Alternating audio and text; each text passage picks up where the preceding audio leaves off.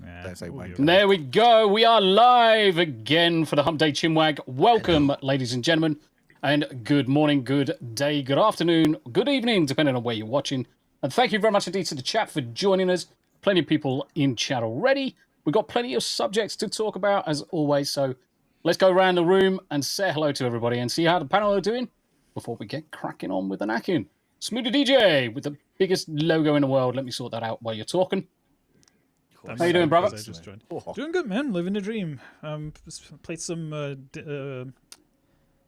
Days Gone earlier. Fun game. Still enjoy that a lot. And I'm ready to talk about the newest nonsense that's going on in the world, especially in the realms of entertainment.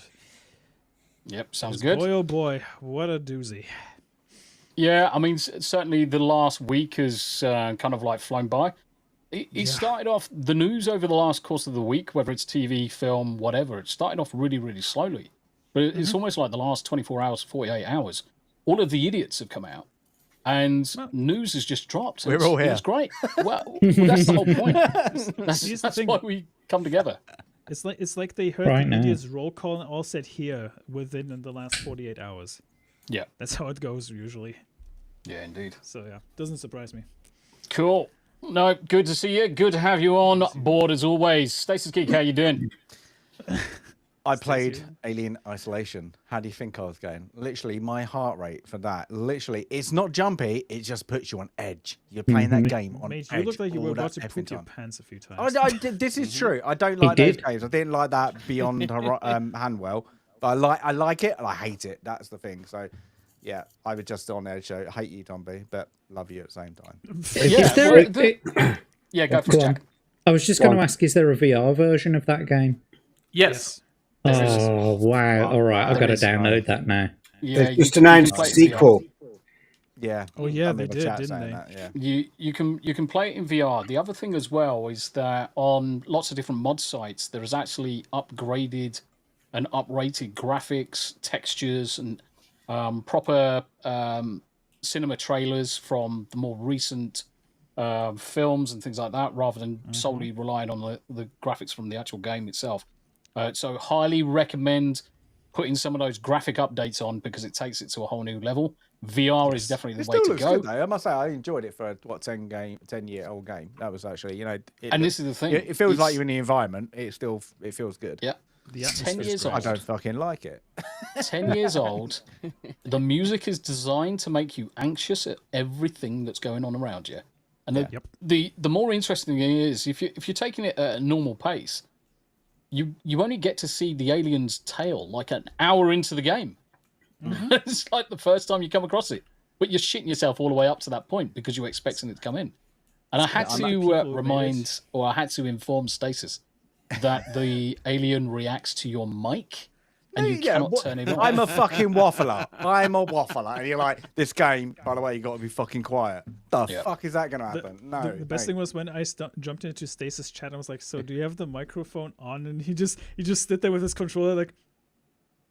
I was like, okay, he said nothing. I was like, okay, I know what's going on here. Myself. That was terrible. You looked like you were shitting yourself. I was like, this ain't good. But the worst thing is, I think it was Wolfie in chat. Well, I didn't see it at the time. She just went, 1, 2, 3, go. And then literally timed it of when I just went, for fuck's sake, you bastard. Oh my God, literally. And it was not even the alien. Somebody just ran past the screen. Literally just scared the living hell out of me. I was like, no, that's it. No. Bastards, So most people giving it forever. Everybody in the chat in entertainment, that was everybody else just laughing at me, just literally being a pansy. But fair enough. Most people in my chat realize that I've got blurps and they go across my mic channel so that other people that are in the session can also hear it. Well, these wankers decided that because my mic is active when blurps are playing, let's play blurps. Going around the corner, blurp plays. Let's go around another corner, blurp plays. Yep, arseholes were trying to get me dead pretty quickly. You activated the streamer difficulty is what you're saying. Yeah, basically. I mean, I was playing it on hard anyway, but it's you go from hard to kind of like retarded pretty quickly. So it's good. It is a good game, and it's also, I think it may still be on sale. Everything, including the DLCs, is like £8. So it's a freaking no-brainer for people. Just grab it while you can. It is a fun game. Do it now. Jack, Do it how you now. doing? I'm all right, mate. I seem to have worked out my OBS problems, so yeah, everything's fine with that. I'm always shitting myself as usual because I'm incontinent after sitting on this dildo all day long. I'm either sitting on a dildo to plug me up, or I'm sitting on a commode. So yeah, I'm good, mate. Yeah, Good. yeah. Not been playing Alien Isolation, or any spooky games. Just been shitting myself. We just need to sort That's the out your ultimate Grand horror. Theft, I think. Are you still having issues with that? Yeah, it wasn't Grand Theft Auto that was Or the issue, OBS, mate. It was sorry. it was simply OBS. I didn't even have Grand Theft Auto open at the time of trying to sort out the issues. But yeah, it's working again now. Don't worry, I got it all Perfect. sorted. Yeah. Perfect. Happy days. That's hey, real how you life doing? in the West Midlands. How by the do? way. You're very Still quiet, breathing? then. Yeah, there you go. There he is. He's back. Yep. You're still breathing. I had to restart for a second there because I was having more technical issues. But yeah, I'm all right. Have you and Daily Dysfunction got married yet? Not yet. Gay. Well, we're gonna have to crowdfund a ticket, a one-way ticket from the UK to Daily Dysfunction and get you married. I think that's. I've gonna been be the best thing. brainstorming some ideas. Why don't we just take them to Vegas and let them have a Vegas marriage? Shotgun wedding, yeah. Actually, saying by that, kiss. two of Mr. Porkchop's chat did exactly that today. Today. Yeah. Wow. Really? Daphne Yeah, and Susie. Daphne and Ashley. Oh, yeah. Ashley. Yep. Mhm. Oh yeah, they did, didn't they? Yeah. Oh, So Yeah, congratulations, to them. guys. Congratulations. Right now, there's definitely going to be a bit of hide the sausage Yeah, going they're- on. they're probably busy now. No, Jack's already done that. They said they were going out for donuts, and that was the last I heard. Yep. No, you misheard. He's going to be stuffing the donut. That's gonna the hide correct the thing. sausage. But And they got to replenish those calories. yes, I mean the thing is, what obviously we'll say for Daphne and to Ashley, all of the best of luck to you both. I hope you have a very long and loving marriage, guys. I want to know It's a who good thing married to them. hear. Was it like a proper theme wedding? That would have been cool. Might have been Elvis or something. I reckon it's Yeah. Elvis. My It's mate gotta got be. married. My It's mate gotta got be. married by Kiss, like the whole Kiss The actual band. No, like a covers kind of all ordained Kiss. It I was- cheesy as fuck. I was like The ordained fucking hell. kiss. The ordained It's fucking shocking. Can you imagine it? The cat comes in, Yeah. starts preaching. Fucking Jesus, Kiss of all things. I love Kiss. Kiss are great. Honey Hammer, how you doing, sir? Oh, I had a fucking fantastic week just watching everybody fucking get shitted on. Ubisoft's getting shit on again for obvious reasons. Sony getting shit on again, which was fucking hilarious. The financial reports. And obviously, I got to watch fucking episode 2 of Uzumaki. And yes, now I need fucking weekend to come so I can watch episode 3. Because that shit's amazing and I need more in my life. Hanayama has also earned the Kotako achievement. Yes! He's finally been blocked by Alyssa McCunty. Well done. Well I done. did it. I'm fucking shocked because for all of the grief that I throw at her, I'm still not blocked. I don't know what else to do. I called Like, her. like imagine that one. Tombi is one of the worst shit posters for her, and he's still out there roaming free, being alive. Meanwhile, I got shot for one tweet. Nice. Tom B doesn't get blocked because he looks like one of the alphabet community. I called her an alphabet shark and I'm still fine. I called her an alphabet shark and I'm still fine. So, wow. Yeah, Yeah, I put the message I sent in the group chat earlier. So if you check on Discord in the group chat, you can literally see the tweet, and I'm pretty sure that's the one that got me blocked. yeah. I'm gonna. But fuck it, I take it. I'm gonna have a Don't look. give your phone number out. That's what freaks out. Yeah, don't dox yourself. Don't dox yourself and don't give her your actual name. Oh fuck no! But I immediately got blocked like have you- fucking one tweet. Have you heard her when she first had her breakthrough in fame when she tried to dox people in a private Discord in Brazil? She was like, "Yeah, let me know where you work and let me know your names." And why has nobody in the Discord have their name associated to them? I'm like, I wonder why. I wonder why. I mean, good luck trying to. Jesus. It's like good luck trying that shit Yes, with me what would you anyway. like? She is 100% a cretin. Anyway, Greg. Well, I mean, I've got to be honest with you. There's only a few people who do this to me, but one of them is Greta Thunberg. The other one is Mick Yes. Hucknall. The other one is Taika Waititi, but she is one of the 5 people that I would automatically punch straight in the fucking face if ever I saw them in real life. Yes. Yeah, and I think you would be justified 100%. I would do it as well. And you'll get a letter from a fake lawyer. Yes. Yeah, I mean the thing is that whole letter from the lawyer who, I mean, it was riddled with issues. It was riddled with fucking issues.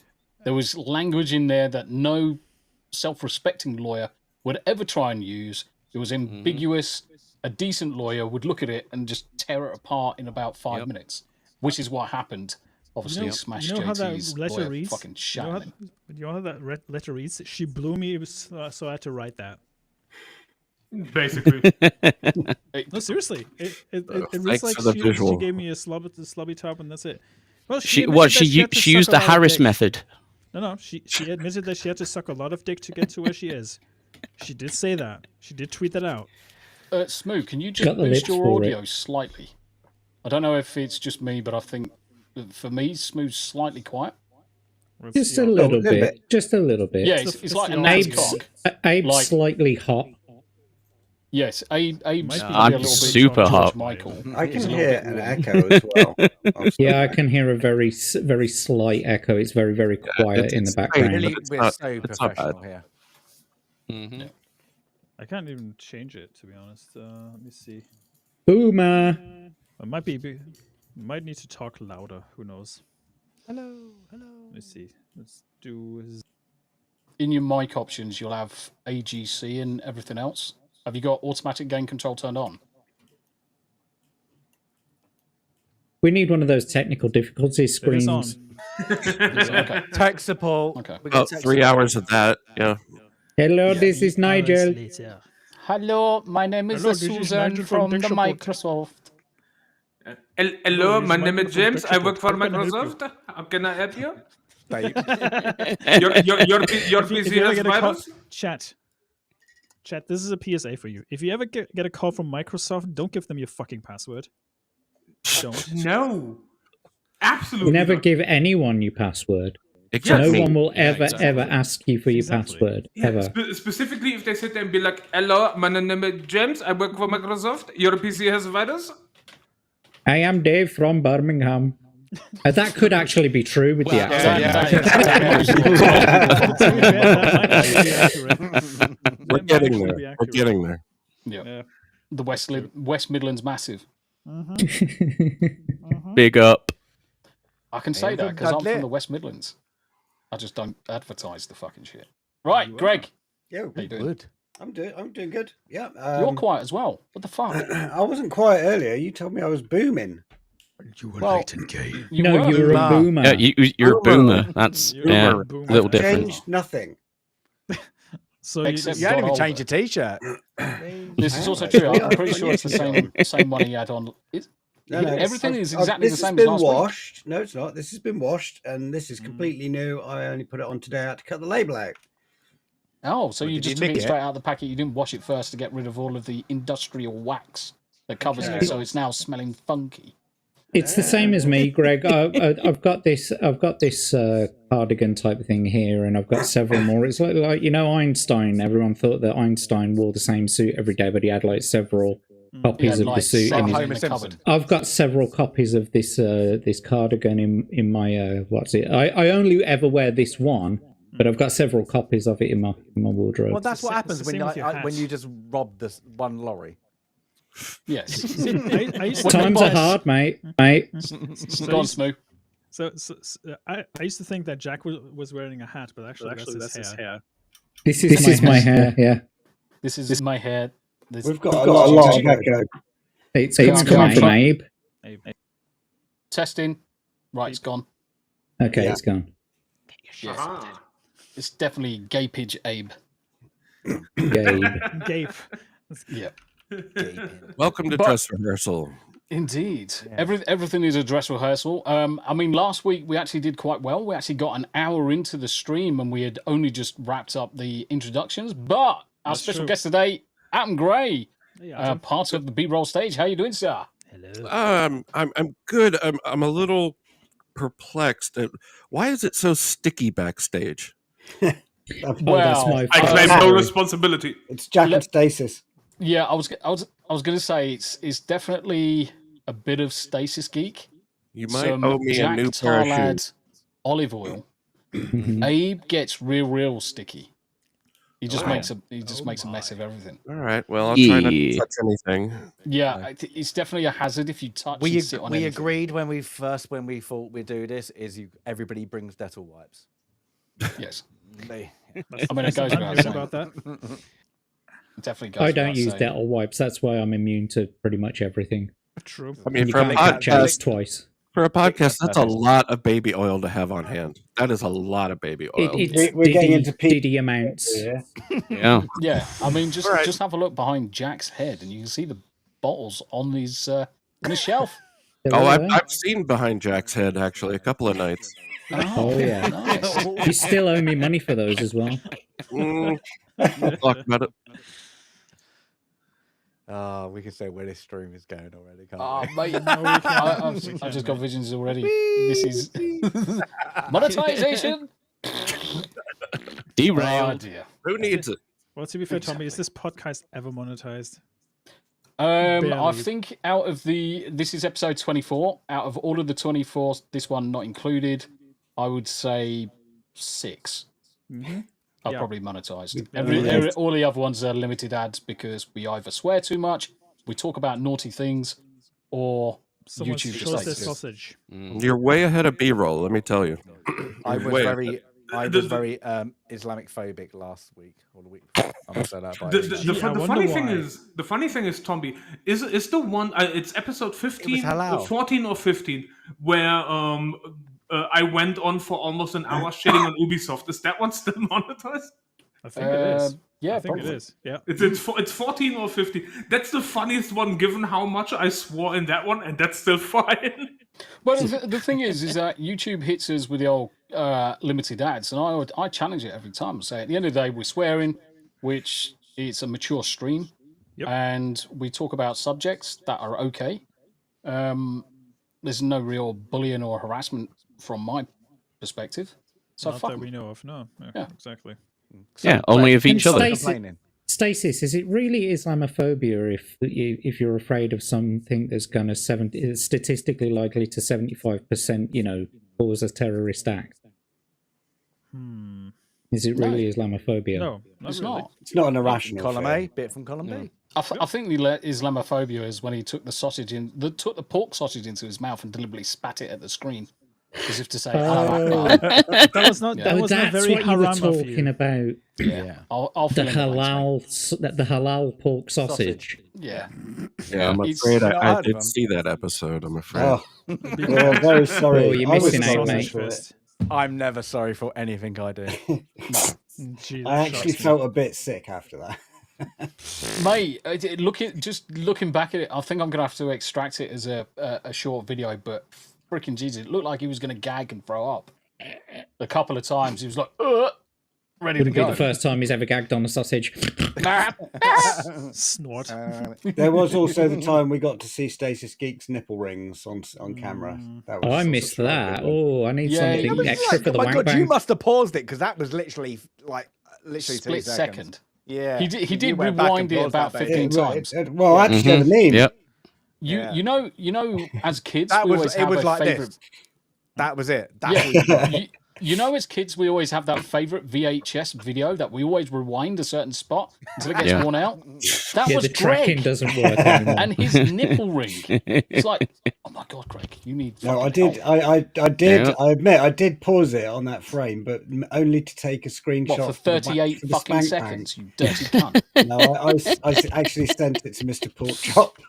Oh, so you're sending it to Nice. Mr. Pork Chop so he Yeah. can get himself off. Yeah. You know, Do you know we what? And he should- was like, Pull the "What the stasis. I just I saw think something. this I falls think under. I've got a earn here. I've got some earnings here, haven't I? Like, you know. I think He that, didn't I think pay this me. falls under revenge porn or something like that. Oh, Some yeah. I revenge think it porn. could do, laws. actually. No, it's fair use. It's out in the It's fair public. use. Yeah, exactly. It's fair use. But then again, What we you like. could- you could- Bring your lawyers. I thought we were Let's just move enjoying go, the mates let's scene move go. together. Let's you move go.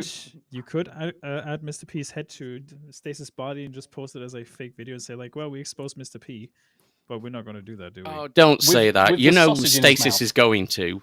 Well, he puts Tommy's body on all sorts of weird shit, so I wouldn't be No, I surprised. don't. They are Yanni. not fake photos. They are not fake. Are you sure about that? Tomby once had a six pack.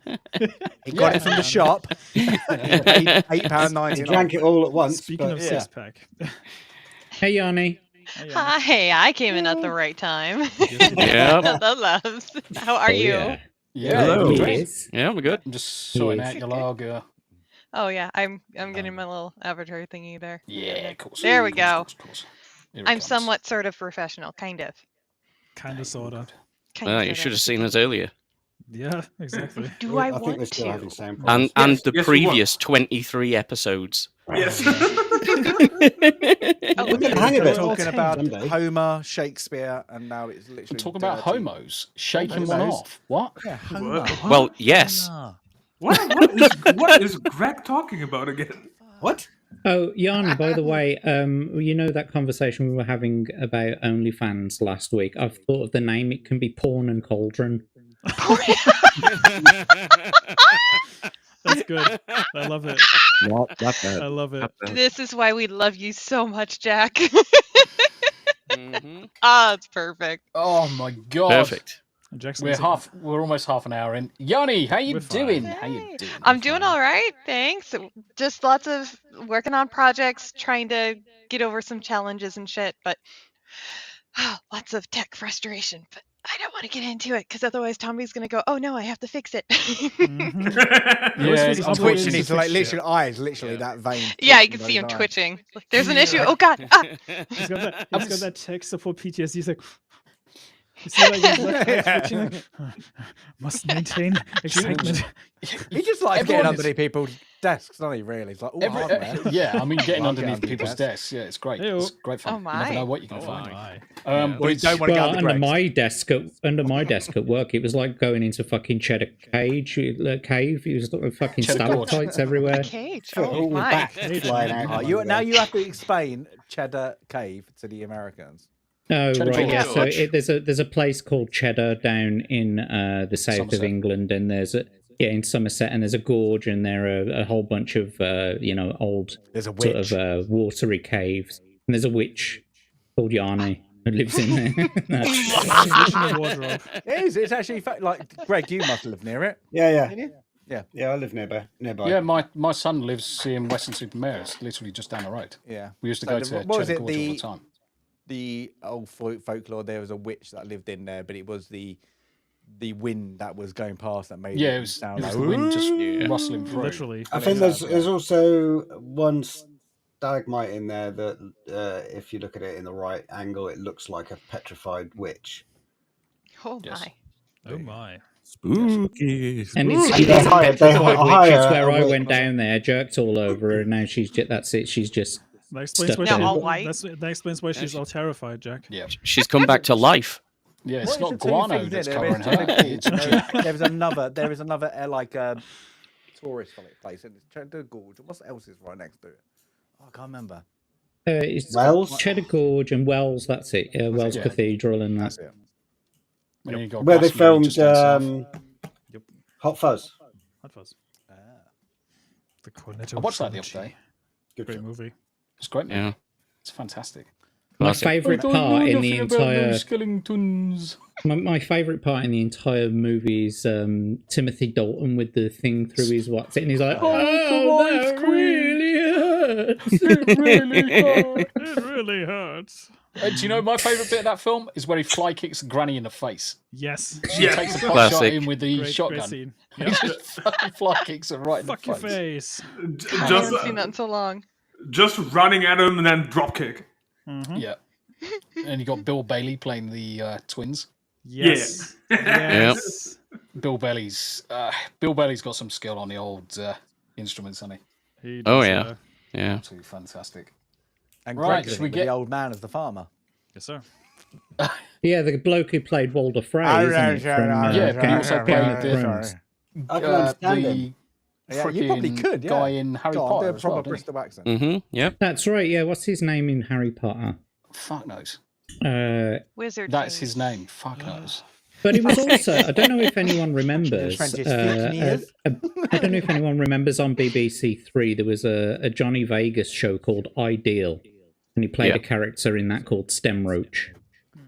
Yeah, I remember that. Gave up after BBC Two, mate. Doesn't he play Filch, the housekeeper in It's not Hogwarts? Felch, Rev. That's it, Felch. It's Filch, not Felch. That's No, No, we're no, calling it's him not. It's Felch. Felch. Fuck off. He's called Felch. Wow. He loves. Oh, don't Google that, people.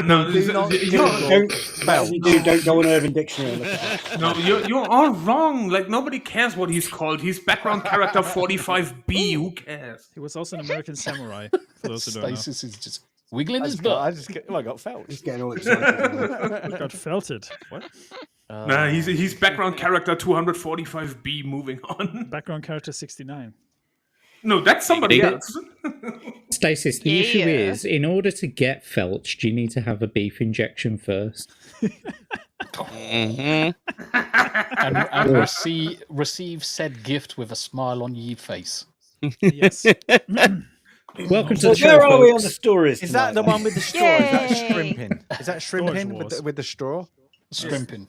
And if you let that sit for too long, you end up having schlurple. Indeed. Right, let's say hello to the chat. Plenty of people in chat today. Thank you very much indeed. There's people still John, watching. Tracy, Steel Legged History. Grizzle is in chat. Natty McBatty. Rick, how you doing, brother? Ultra Sigma Dude. Crimson Shadow. Good to see you. Dealbreaker, Eraserhead, both with us as Dealbreaker. well. Hello. Just flipping through. Crimson, how you doing, mate? Good to see you. Good. Mearden as well. Mearden's actually sent me something like 20 minutes ago, and it's actually quite interesting because Kamala Harris has just dropped herself fucking in it. So we're going to bring that up. Oh, fuck. I was watching a Oh, video mate, it's fantastic. like 5 minutes before we came on. Yeah, Yeah. it's Well, it's like absolutely every- fantastic. Every 15 minutes with her. Yeah. Well, yeah, I mean, I'm gonna she does. cry. walk around just stepping in shit constantly, doesn't she? Metastep, yeah. how you doing? Galadorn, good to see you. Robert Harby, escaping the ordinary. So EO's in the house as well. How you doing? Davey Verse, good to see you. I've started to demolish your mum's chocolates. Whoa. I started to demolish Whoa. your The mom. euphemism. I didn't say anything about euphemisms. I said there's a fucking couple of boxes of chocolates behind me, and they're fucking great. So we Take that as look you at those will. Again. Yep. Yeah. Mate, fantastic. Take that No with a grain of comment. salt, chat. You're a bunch of assholes. Anyway, I love you too. You See how me Beef notice Burger. now. how you doing, Beef? Good to see you. Good to see you. Hey. I wonder if we're going to have Bacon join the chat, because Bacon's on holiday in Egypt. He actually landed. He's Oh, that's been, right. Oh, that's right. Oh, he's jealous. been Oh. uploading some videos showing how his... Because he's got kind of like a small apartment in the hotel grounds, and it looks lovely. Absolutely Aw, looks lovely. Bless him. good for him. Sounds like fun. No idea he went to Egypt. Egypt. He's been looking forward Egypt. to it, and he's Egypt. actually going to do some Egypt. streams. Egypt. Ref!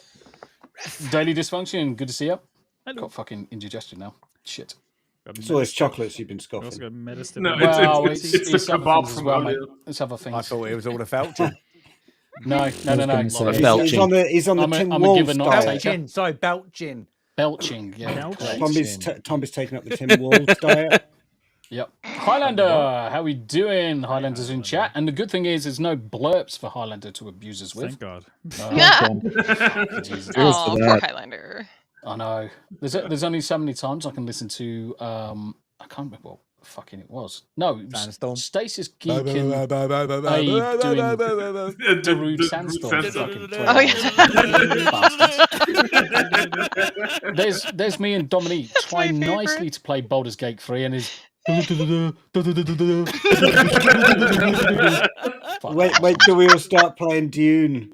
That's You gonna need be a whole album of you guys doing like derpy Abe's just covers gonna of pass these little out. songs. Sandstorm Yes. is a banger, okay? but Yeah. you can only listen to it for so long. Hanayama's version of that is better than the shitty flute version. Yes. My version is fucking prime. But the Yeah. shitty flute version of like Harry Potter or Jurassic Park is amazing. Yes. It's amazing. Highlander with the Dip dobs. $2 deep dobs. Thank you for writing, Lisa. I sir. take a look at. Oh, that was it. I take a look at my enormous penis. See, he doesn't have to do blurps. He just has to quote him, and we'll sing it for him. Yeah, we'll just Exactly. blatantly sing it. This whole show is like a it's 3-hour like- blurb session, isn't it? Yeah, it is. Welcome. He's on to Jeremy us from Geeks quick. and Gamers Beyonce lyrics, or giving Neurotic like some Bon Jovi lyrics in the super chat, not telling him Oh, it's that's actually Bon beautiful. Jovi lyrics. Yeah, that was good. He dies inside Indeed. every single time. I love it. Classic. Indeed. Well, we're caught up with the chat. Thank you very much, Steve, for the 54 people currently watching. Shout out to Metastack Pleasure. as well. And that's 54 across all You of the know, different platforms. did We are live on YouTube on both myself and Smooth's channels, Yes, sir. Twitter on both myself and Smooth's, Rumble and Kick. Thank you very much indeed. Right, okay. I did see Metastep in the chat as well. Metastep Yeah, is in Meta- my chat. I did. no I did kidding. say Meta. Meta and But nothing. I didn't. Oh, so he's in your chat. That's where it came from. My chat. Okay. Yes. Yeah. Hey, Meta. Yeah, yeah. Meta. Hey. Yeah. Because EV Mux is connected to all of the different platforms, it's reading across all of them, and it combines everything, which is great. Yep. Oh, and Psychotic Mongoose is in chat. Hello. Psychotic Mongoose. Hey, Mongoose. The man I love who the allegedly fact- don't sleep. Hello. Do you know what? I love the fact with Psychotic Mongoose, if you go back in time, he had a much plainer avatar until I said, you should just get yourself a mongoose as an avatar. And it's stuck ever since. It's great. Yep. Mm-hmm. Yeah. Yep. Great. At least And I- now I you- use it, Mafia. 100% correct. Yeah, Slap and that so, lie bomb. yeah, and now you need to be careful with everything you say because Mongoose will clip it. Good. Well, No, then- nothing- Sausages! Well, we're not Nothing- We're not X-ray go, Hanayama. Return of the sausages. The No, return of the I'm sausages. the bimbo. Yeah. Well, we're not X-ray go. So I we're knew fine. you dyed your hair. I knew the curtains didn't match the helmet. Wait, She's what? like, "Good job."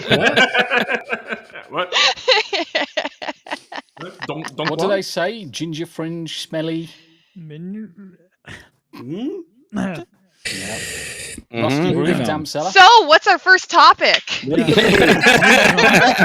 Jan Rich. I've been trying to get them there, but they stubbornly refuse. Yeah. Oh. Grizzle, Oh. Grizzle I'll join it. saying, That's what he said to you free last the voice, sausage. mate. Oh, fuck it. Let's do it. 2 seconds. Oh, the sausages. Yeah, the return of the sausages. To pull back from the brink. I call again for an immediate ceasefire in Gaza. The return of the sausages. The hostages. Our prime It minister just doesn't get old. That's you, Starmer. That's you. We must actually- return the sausages. I was actually like watching. Hostages. Freezer. I'm watching Prime Minister Question Time, and he was just literally, "Can I have a yes or no answer?" And he just wouldn't give it. It's easy. Like him standing up, just yes or no. Yeah. He just literally like, "Are you going to tax?" Just say yes or no. You're like blah blah blah. Are you going to return the sausages into the freezer, Years, Prime blah Minister? blah blah. It's just like, oh But my there's- God. 22 million black hole. This Yeah. is Oh, this is the fucking hell. point with a politician, though, isn't it? Is to take what they're listening. Is for you to ask a question and for them to deflect it on something they want to talk about. Yeah. I Yeah. mean, that's a skill that certainly Stasis Geek. You were a senior rating RAF, weren't you? Yeah. So you would have done senior rates training where you have to do presentation and all the usual good stuff Oh, training. yes. But, yeah, And part of that, certainly for Royal Navy, Royal Marines, is the art of deflection. To Yeah, take what diplomatic someone's- answers. Yeah. Yeah. Well, it's not even diplomatic. It's answering without answering. yeah, yes, Yeah. answering No without answer. answering. Yep. You give someone something. I always but call it it's bullshit. got nothing to Baffles do the with brain. the If question. people go away and go, "Oh, yep, good answer," and then they go, The they old think about it razzle and go, dazzle. "Oh, did you?" Yep. Idiot. Yeah, it's always been that way. This is not new. Huh? It's talking a lot. It's talking a lot without saying anything. Speaking of that, let's. What was we talking about, Kamala? What? Exactly. Should we start off with the old camel toe? Yeah, might as well. I mean, Because if you want. Kamala. Get that see you next Tuesday. before we move on from sausages, I just wanted to show you this quick because I was Shut having a up. laugh. Hey, that's a Silly personal woman. image. Are we We gonna- don't need to see silly your woman. Are sausage. we going to go Everyone to wants to see my cheeses? sausages.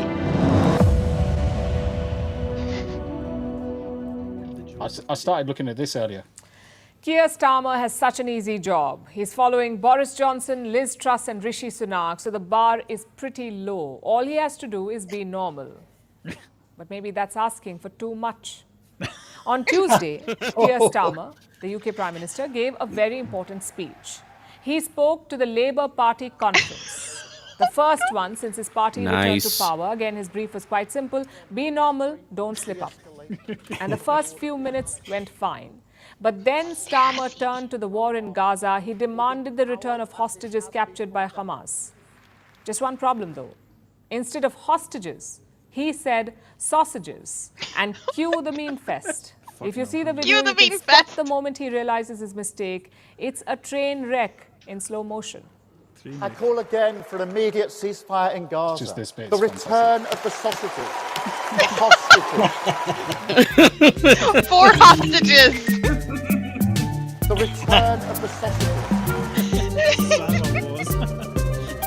God, that's so great that this joke has now become international. I love it.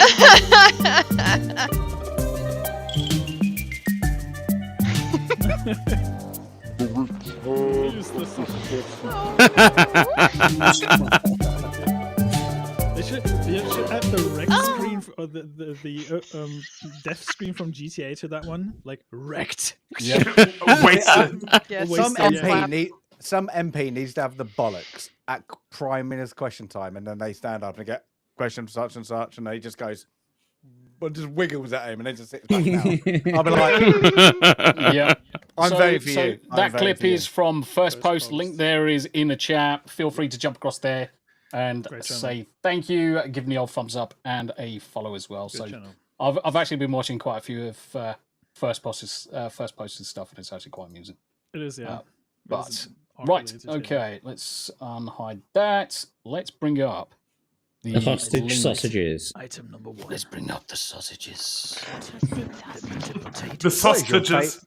But what is your Sausages. The sausages. What I the don't have a fuck? sausage. Nice. Is that to the bring Sosco up. Sisters sausage bread, or what is that? I'll loan you mine. That's okay, Yanni. I don't worry. That was a good response. Don't I'm Germans have the shocked. best sausage? I'm shocked. It's not the worst. Oh my God! Approved. fucking hell. Fucking sausage buns, man. Denied.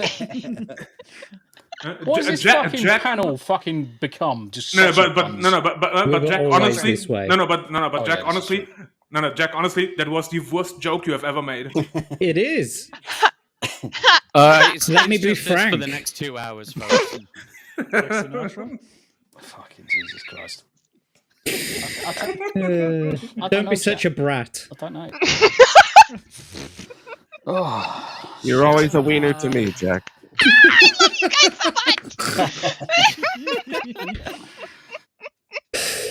Somebody's googling her out. Worst sausage jokes. Fucking, she's gonna fucking hyperventilate and fucking gag on a sausage in a minute. That's what it Oh, sounds yeah. Gonna need Ryan to sort her out. Really? We really need to be careful to not buck off. What? In Germany, we have the Bockwurst. Bockwurst. Oh! Like. My American ass did not get that one. Really? Hey, So- I hope he so didn't. what sausage I is really putting hope your that ass over? Yeah, they're quite girthy, the Jesus. bockwurst, so you need to be careful. No, Bumby, no, No. Greg's got a lot of experience with those kinds of sausages. They did call me Goosey There's Greg one- in the The summer. short girthy ones. It was a There's fake. one that glows on I the was back going there. through Yeah, he's got a glowing one in the background. That's the radioactive special edition. Radical. Wait, it's a Chernobyl sausage. Yeah, the Chernobyl special. Right. Adam Gray, welcome to the Chin Wag. This Yeah, is this what it is, goes. This is great, guys. This It's is all the special. excitement of junior high lunch all over again. This is great. Yep. Pretty much. Thank you for having me. Yeah. No, you're more than welcome, mate. We haven't even started yet, mate. hell no. We're I 41 knew this minutes was a in. dress rehearsal. Yes. We're going to Yes. pin you down in a bit. Oh my. Take turns. Ah! The only I'll thing be I'll having that say, baby oil now. yeah, we don't need baby oil. I mean, Olive oil, mate. Olive oil. Need It's diddy oil. two fingers, olive oil. Jack supplies the oil. Everyone else has got their fingers ready. Warm 'em Right, up, let's have a please. look at this Warm shit. 'em up. Let's go. Let's have a look at this shit. Right. Camel Toe Harris caught red-handed speaking to a third party while covering her mouth on a live broadcast. What? Oh my god. Oh my So god, that's, she's such an embarrassment. No, she was trying to impersonate Mirden, clearly. Flood. Yes. Do you have enough fiber, Batman? Right, let's see if we can actually hear anything here. Flood. We really got to watch You're good. those areas and those Live communities. So it takes quite a while for that water to drain. Oh, I bet. Thank you very much. Hold on a minute. Oh my god. Oh god. I'll just. Flood. We really got to watch those areas and those communities. So it takes. Yeah, because she just comes up randomly and says live broadcast or something, doesn't she? Yep. Yep. Is that It's what she quite a said? while Am I for that live water to drain. broadcast or? Yes. Yep. Yes, you did. Yeah. Yes, you daft cunt. You're live Really on got to air. watch those areas and those communities. So it takes quite a while for that water to drain. You're the vice Thank you very fucking much. president. You're always on a Hey, hotline. Ken, I have a question for you. You mentioned words matter, and I know there's a lot of media following this briefing. Flood. We really got to watch those areas and those communities. So it. Yep. Live broadcast.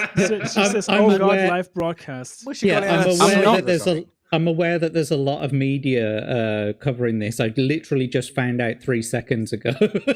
Mirden tagged me in it. I'm not sure if this is more demonstrative of this person's incompetence or the fact that they're such puppets. Yeah. Both. Yes. Both, I would guess. Yes. They're Yes, not mutually exclusive. Yeah. Indeed. ¿Por qué no los dos? Let me tell you, friends. Retardation does no limits. So yeah. Yep. Yeah. Never underestimate the power of stupid. Never Useful go for- idiot. Mm-hmm. Remember what Black RDJ said? Never go full retard. Not even once. Not even Never once. go full retard. Never go full retard. I thought you were going Ben, to you bring up went the full story of her being on the View. She was on the View, I think, today or yesterday. To be fair, there's no difference between her and Whoopi Goldberg, is there? I'm just saying. But apparently they Yeah, asked but Whoopi her. can talk to ghosts. What, they both were in Star Trek?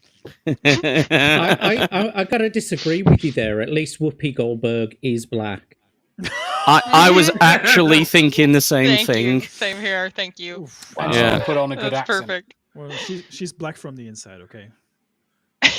Full of shit. So is Jack. Yeah, as Yeah, a black well- woman on the internet, I'm allowed to say that. I'm okay. Mm-hmm. I was going to say everyone's pink on the inside, but nope. No, she's According to Smoot, No. Whoopi is black.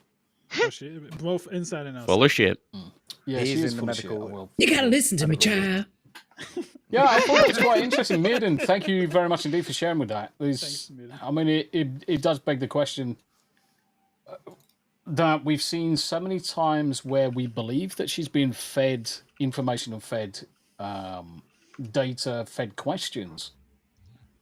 And it's always been the positive deniability of, oh, these earpieces are slightly different, they're not the same, and this, that, and the other.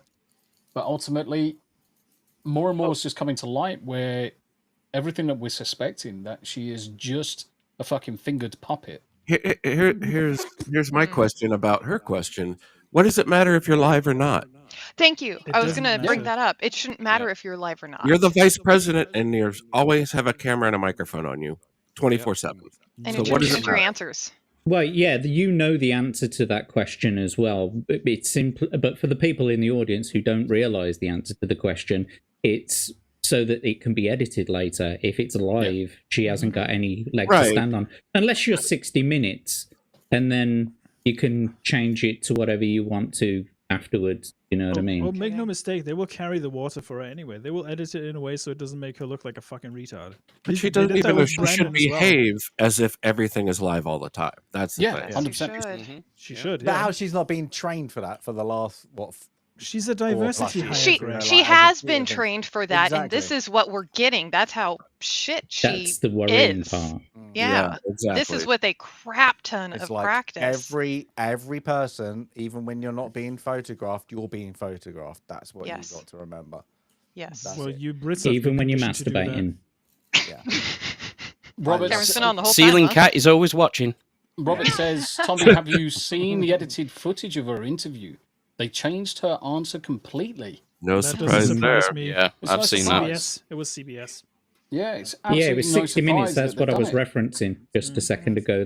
She was asked a question on the war, the Israel Gaza thing going on, and The return of the she sausages. she came out with such word salad, like that whole speech she did about the passage of time, and the other one that she did about like big countries and little countries living next to bigger countries, and some countries are Back in big my and some day, countries are small.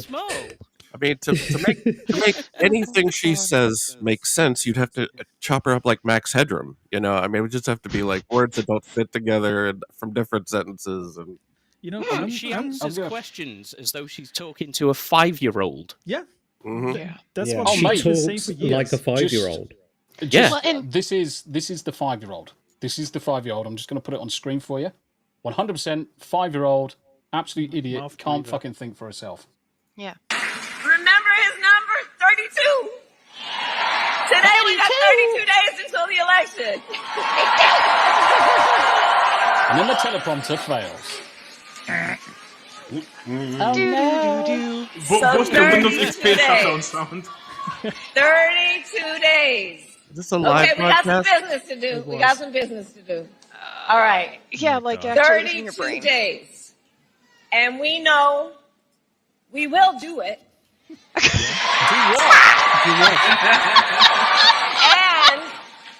And Sweet this is going to Lord be a above. very tight race until the very end. This is going to be a very tight race until the very end. We are the underdog, and we know we have some hard work ahead. You're the incumbent.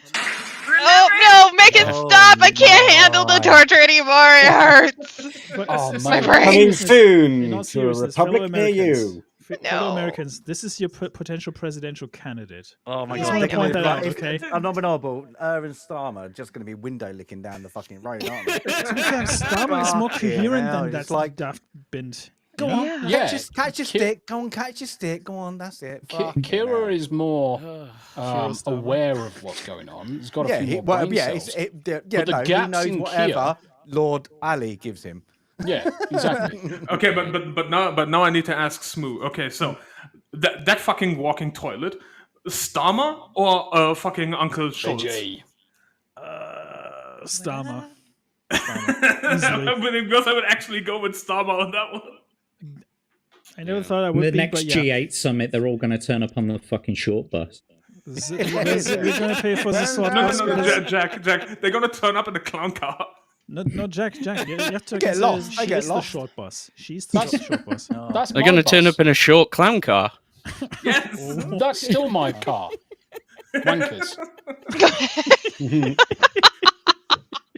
Fucking In a fucking matchbox challenge, car. motherfuckers. I'm going to What say killed nothing. What kills me is that she could potentially be president, and oh my god, it's going to be insufferable with the first female president going on, and this is the Yes. example of a first female U.S. president that's going to go down in history. Here's Yeah. the thing. Fuck me. Here's the thing, though. You have the counter example with Meloni, right? Meloni's base as fuck because compared to her, Georgia, the Italian prime minister or whatever she was, Hmm. she's base as fuck compared to her. Very, yes. I guess I mean U.S. history. I just don't want her to. I just don't want her to Is have there, that title. is there such a thing? Compared to you guys, probably not. Hey, girl. Go! Do you mean, is there such a thing as US history? There's about 300 years of it, maybe just a little bit more. This Is is there anything Right. interesting? I've Do I got have to learn t-shirts anything? older than that. Do we go history? Do I have to learn anything Her for my story. entrance exam? Nope. Remember, she said freedom when she was a kid. Freedom units. Freedom. Indeed. Fucking cunt. How you doing, Oh, Goats? my Good God. to see you in chat. Right, I'm gonna throw this up on screen. Throw this up on screen. Oh, don't do your feces again, please don't. Mate, Rate the I'm snow. all about sharing. Thank God for Sharing that. is caring. Heck yeah. Oh, So, cons. so it makes a change for those that play a lot of games, which is pretty much most of us. We all have game ears, one of our cornerstones of entertainment. Saber Love Interactive. gayers. Say again. I don't Stasis? have gayers. Shut up. Saber Interactive CEO says middle market titles like gayers? Space Marines 2 poised to make a comeback Weirdo. as AAA development becomes unsustainable. And Now, he's right. obviously, we're all aware of Skull and Bones, $800 million spent in its development, and yes, it did really, really well. It did. 400 odd million on this game, that game, and the other. Whereas you're looking at some of the indies, some of the smaller mid-market segments, and they are providing the gamers exactly what they want. Games that are entertaining, games that are memorable, and characters and stories that we are aligning to and we're enjoying. So, in the opinion of Saber Interactive CEO Matt Karch, not only have the ballooning budgets resulted in AAA video gaming production becoming outright unsustainable, but the current reckoning taking place across the industry is opening the door for a new era of middle market titles, which I'm all for. Oh, fuck yeah. Massively all for. Specifically more Space Marine, please. Yeah, I mean, the thing is, if you look at some of the IPs out there, clearly they've done really, really well with Space Marines 2. But there's a lot of IPs that sit in that kind of like that same bubble that if they're picked up by a middle market developer, you look at, say, a second update to RoboCop. So RoboCop came out fairly recently. Bloody good game. Dread deserves a bloody good game. Oh yeah, You could easily pick that up. You could use 2008 titles. I mean, there's like 100 storylines in the 2008 world. There's so many. The quality, yeah. I mean, there's so many of them. And Stasis, myself, Greg, we could talk all day long about. I mean, I can just see him looking around. I can see him looking around at 2000 AD on every bloody wall. There's so many good stories, so many good opportunities there for the middle market developers and studios to bring decent games. You don't have to spend a massive amount of money on some of these games. Very small investments really required. And looking at AAA and quadruple A, fucking hell, Greg's doing something now. You always bring out the big dildo. Wow. Look. Ooh. Exactly. Heck yeah. Excuse me while I whip How this you out. not got on the whipped it out? Why have you not got that on the wall? I haven't got a big enough room. Put it on your ceiling. Next to your Conan poster, mate. it's a bigger house now. Yeah. I was going to say, definitely need more wall need space. a bigger house. What I need to do is clear up the rest of the shit in this room so I can put the camera pointing at the wall that I want to put that on. Nice. But what's that? They got the Rogue Trooper, isn't it? Anime. Rogue Trooper, that's coming. Yeah. There's So also the the multiplayer PC game for Rogue Trooper. Yeah, that's so coming you as get well. that. No, well, it's out now. It's already out.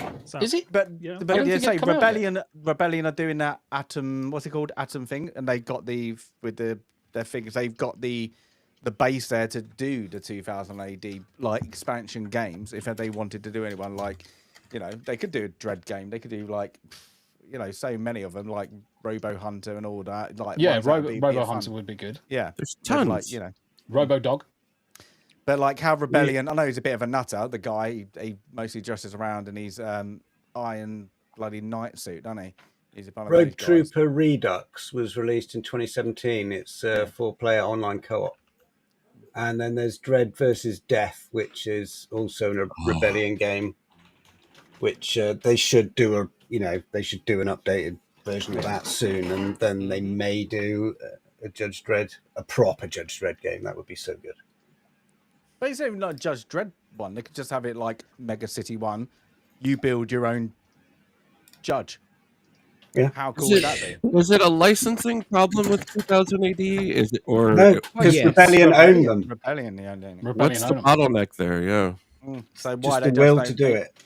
I'm guessing it's Wow. like it's the money. It's the money again. Is it like they've kept it independent British, little in like outside money, so like they don't want to give it away, and that's probably good, but bad in certain ways that you people, really. Yeah, want it. It's like Dread 2. Everybody wants it. It didn't do that well at the cinema, but I think they went over the top with the 3D. But everybody wants Dread 2. Everybody wants to see it. And it has since the first one came out. Yeah, there were petitions right after it came out, even. Yeah, I think they're doing a live-action TV series, supposedly. They've always been on about that it's going to be based not around Mega Judge City Dredd, 1. but it's going to be Mega City 1. Yeah, it's going to But be. what a great setting! That's a great But setting like anyway. Anderson, they could do like Anderson. They got like a giant. You got all the other ones of like Hershey. Stratum and Dog. Yeah, Hershey. Stratum and Dog. They go like the same. They're all in that same thing. But if they wanted to go for it, you could do like the all the like what's it? I can't remember the Mega Nevada like Brit City. You've got all these other little places, so you can do all that. Like you can do it in South Africa. Whatever. Mega City 2, Tech City, Britsit, Oz. Obviously, Right, so not to name drop, but me and QBG were talking about this last year because we were seriously considering getting a group together and making some kind of game along those lines. We were saying about how the new technology with the Unreal Engine, all of those new sort of the city building features, the the AI technology that you're getting with it. We were talking about a lot of. Like Stasis was saying with the creating your own judge, character creation. One of the things that I wanted to do was actually play it from the side of a criminal, rather than playing as a judge. But you play it from the side of a criminal, and you're playing against the judges. Yeah, you could form a gang, assemble a team, and commit crimes. That'd be pretty cool. I was going to show you this. So Greg, Status Geek, anybody that's into 2000 AD, do you know anything about the editors and things like that? That'd be a baddie to do. Well, not bit, baddie. yeah, a bit. Steve McManus. Super Surfer. So myself and Lance over on the Outcast Creatives actually interviewed Steve McManus. I watched it. Oh, it was a fucking fabulous episode. It was a good episode. I didn't get an invite. Yep. I've put the link into chat there, guys. If you're into 2000 AD, you should watch that. Yeah. You should subscribe to Lance's channel no matter what. 100%. The guy is almost close to his 5,000 subs as well. He's jumped from the 4,000 all the way up close to 5. Yeah, he's on fire now. His industry interviews are some of the best things I've ever seen on YouTube. They're so much fun. They're good. When we was at the London meetup, I was next to Mr. Porkchop, and he was there, and he started talking to Mr. Porkchop, and then he started talking about 2000 AD. Mr. Porkchop just went, "Talk to Stasis." Yeah, he was like everything he was talking about. He's like, what are you talking about? Yeah, me and Tomby were sat next to each other, and then we were talking to Lance. Yeah, it was. And we were discussing film and all sorts of stuff. Yeah, because obviously that's when we learned. Going, I don't know anything. You're literally. He could have been talking literally a foreign language to him. It was literally the moment of realization. He's just like, talk to him. Yeah, I actually had the honor of sorting out quite a lot of Lance's his stream for when he was talking to. Oh, the Zoom issues, for Galen Hurt. Fucking Zoom, man. And that was mostly because the person he was interviewing solely wanted to use Zoom. He was like fucking pulling his hair out left, right, and center. I was like, poor fucker.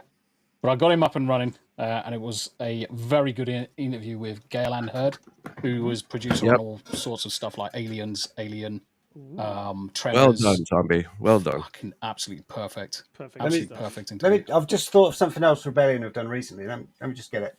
Holy shit! Greg's thought of something. There'll be an even bigger. We're seeing his Oh my god, Greg has ears. Greg's been the most talkative. What's he doing? He's going to build something. Last 3 shows. Oh, look at that! Look at the size of his butt. Look at that. It's been pounded in. That's been. Look at that ass. Look at that. Oh, I like the Steak is now being served. Oh, he's a dirty little boy. His biggest dildo has to be assembled. So, Assemble. Everything is a dildo if you're Greg, before you say brave anything, enough. your ass is lovely. Right. That's all right. The original Judge Dredd board game works from Games Workshop. Nice. Oh, that's fucking cool. That So is cool. That's badass. this is actually a really pretty good board game, and so Rebellion have done a reissue of it. And they've also done Block Mania, which I've also got up there, which is really expensive to get. But if you can pick these up, they're, I don't know, 30, 40 quid. But this is a great game, and they've added expansion bits to this for the first time. That was designed by Ian Livingston. Yes, that Ian Livingston. That Ian Livingston. Yes. That one. So they did a limited run on those, I think. So they're not super serious, but they are dabbling with the 2000 AD game things. Hopefully we'll see something from them. That's awesome. And for those of you in the audience who don't know who that Ian Livingston is, Steve Jackson, Ian Livingston, they created a whole set of choose your own adventure books back in the 80s. They invented an entire genre. Of choose your own adventure books called fighting fantasy. And we'd always get to like page 46 and end up dead. They founded Games Workshop, the pair of them, and then they went on to found Lionsgate PC, and Ian Livingston became the head of IDOS. Eclectic Goat says, "Hey Tommy, concerning that game, remember how I told you my husband sold off a bunch of stuff and helped us buy this house?" Oh, no. Yes. Oh. Yeah. That's Blunder. Damn. Boy. I actually, so The house. Goat, for your information, I'm actually doing some editing on last week's episode. I've actually chopped out the bit where you were discussing the Diablo 2 and the Tyrael and the Chat GPT, so I'll throw that up onto YouTube at some point. Sweet. Oh boy. Yes. Ref, I will reiterate my offer. I live around the corner from Games Workshop Warhammer World, so if anyone wants to go DM me on Discord. Cool. Interesting. Good. I'll only go if you hold my hand. I think that's the point. Cool. What else are you going to hold? I live near Thomas the Tank Engine land, so if anybody wants to I'll hold their hand. I thought you were going to say Thomas the Spank Engine, but Thomas the Wank Engine. Middle of nowhere, so I can Disgusting. I can show you nothing. Thomas is not that cheeky. hey, Abe with the best one. I live nowhere near nothing. Bro, I live at home. I can take you on a tour of fields if you would like. Yay. Yeah. You just won't Do you come frolic back in out them? of them. Yeah. You'll never go home again. You will And never you have people return. just going, pointing and go, don't leave the path. Don't leave the path. It is just like freaking American Werewolf in London. Yeah. Don't walk on the Hey, moors I'm at night. scared. Where are you taking me? Why are you scared? You're not the one who's got to walk back on your own.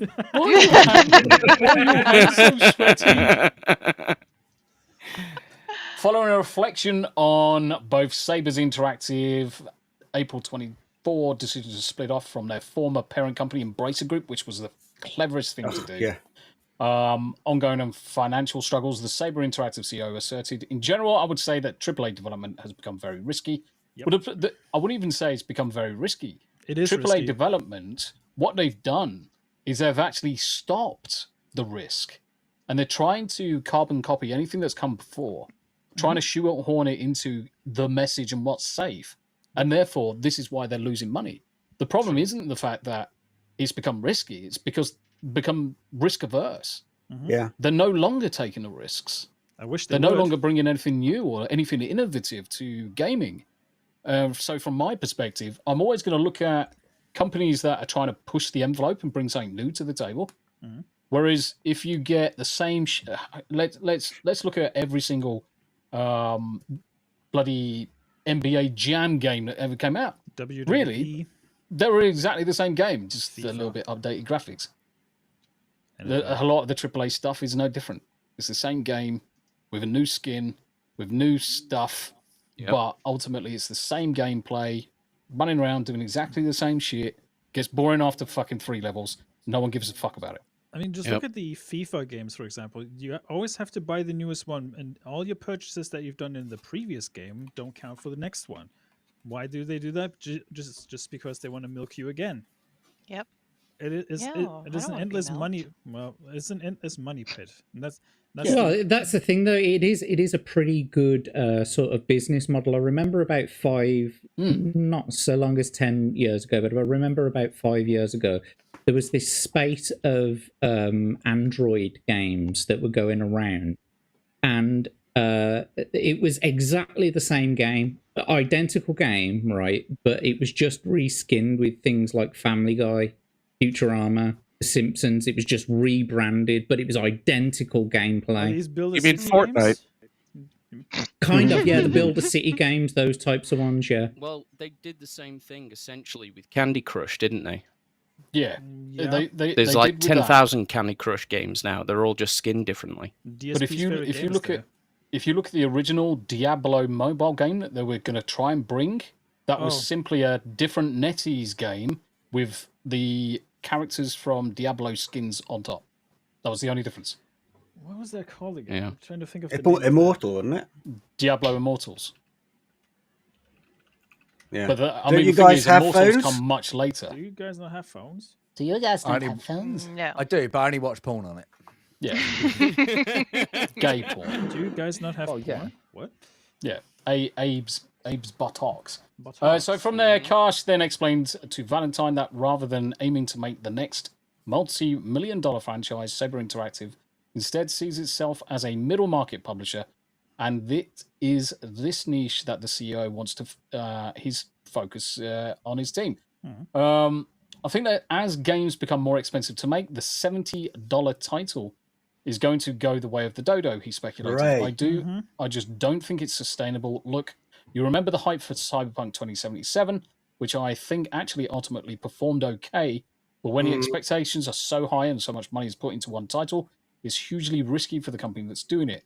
What if True. it fails? Now, the problem with Cyberpunk 2077, anybody that's played that game today will know that game is exceptional. Yes.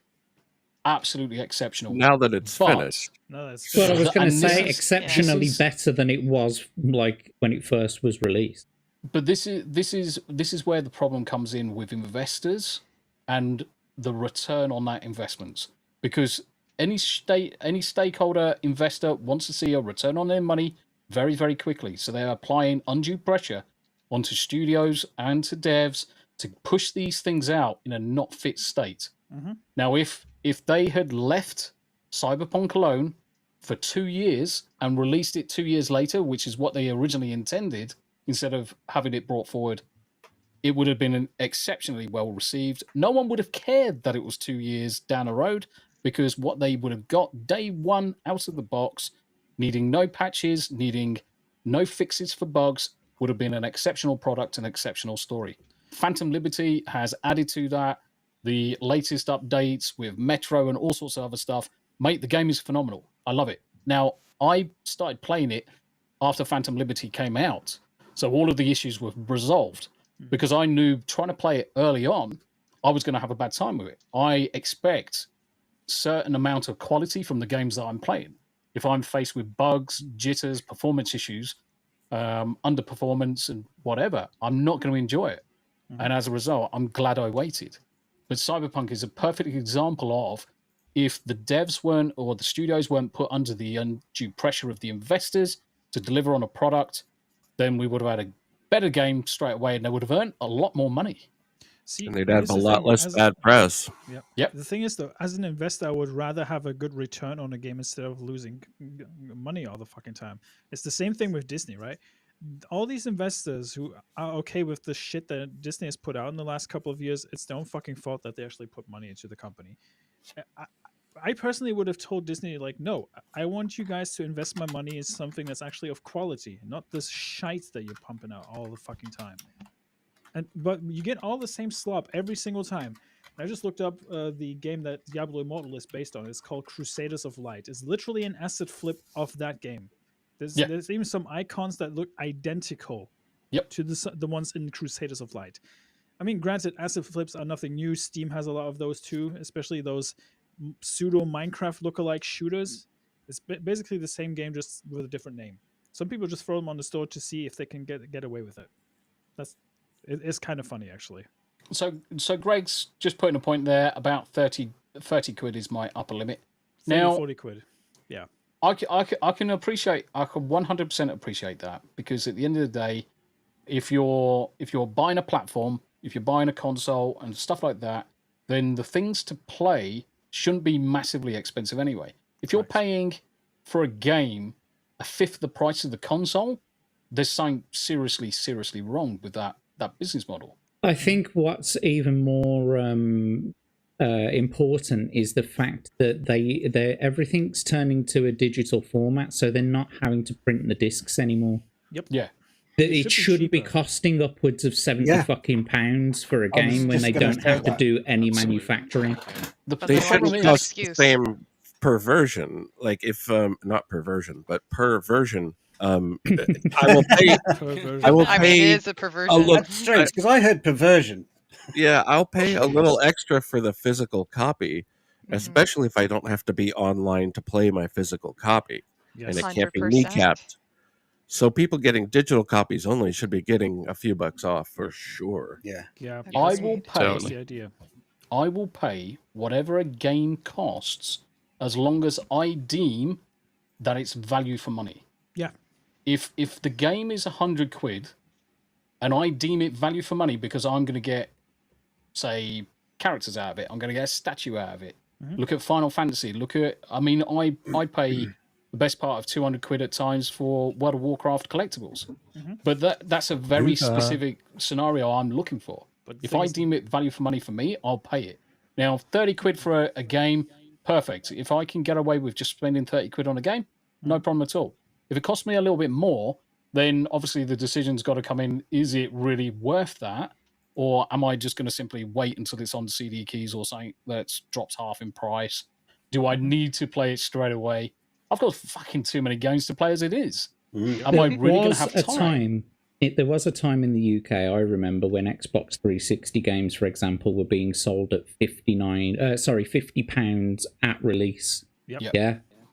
Nowhere near the prices that they're charging now for AAA games like that. What's that new Star Wars one that came out, Outlaws? 130 quid it was. For the super mega deluxe version or whatever, and it's buggy as shit. For an ugly game on rails.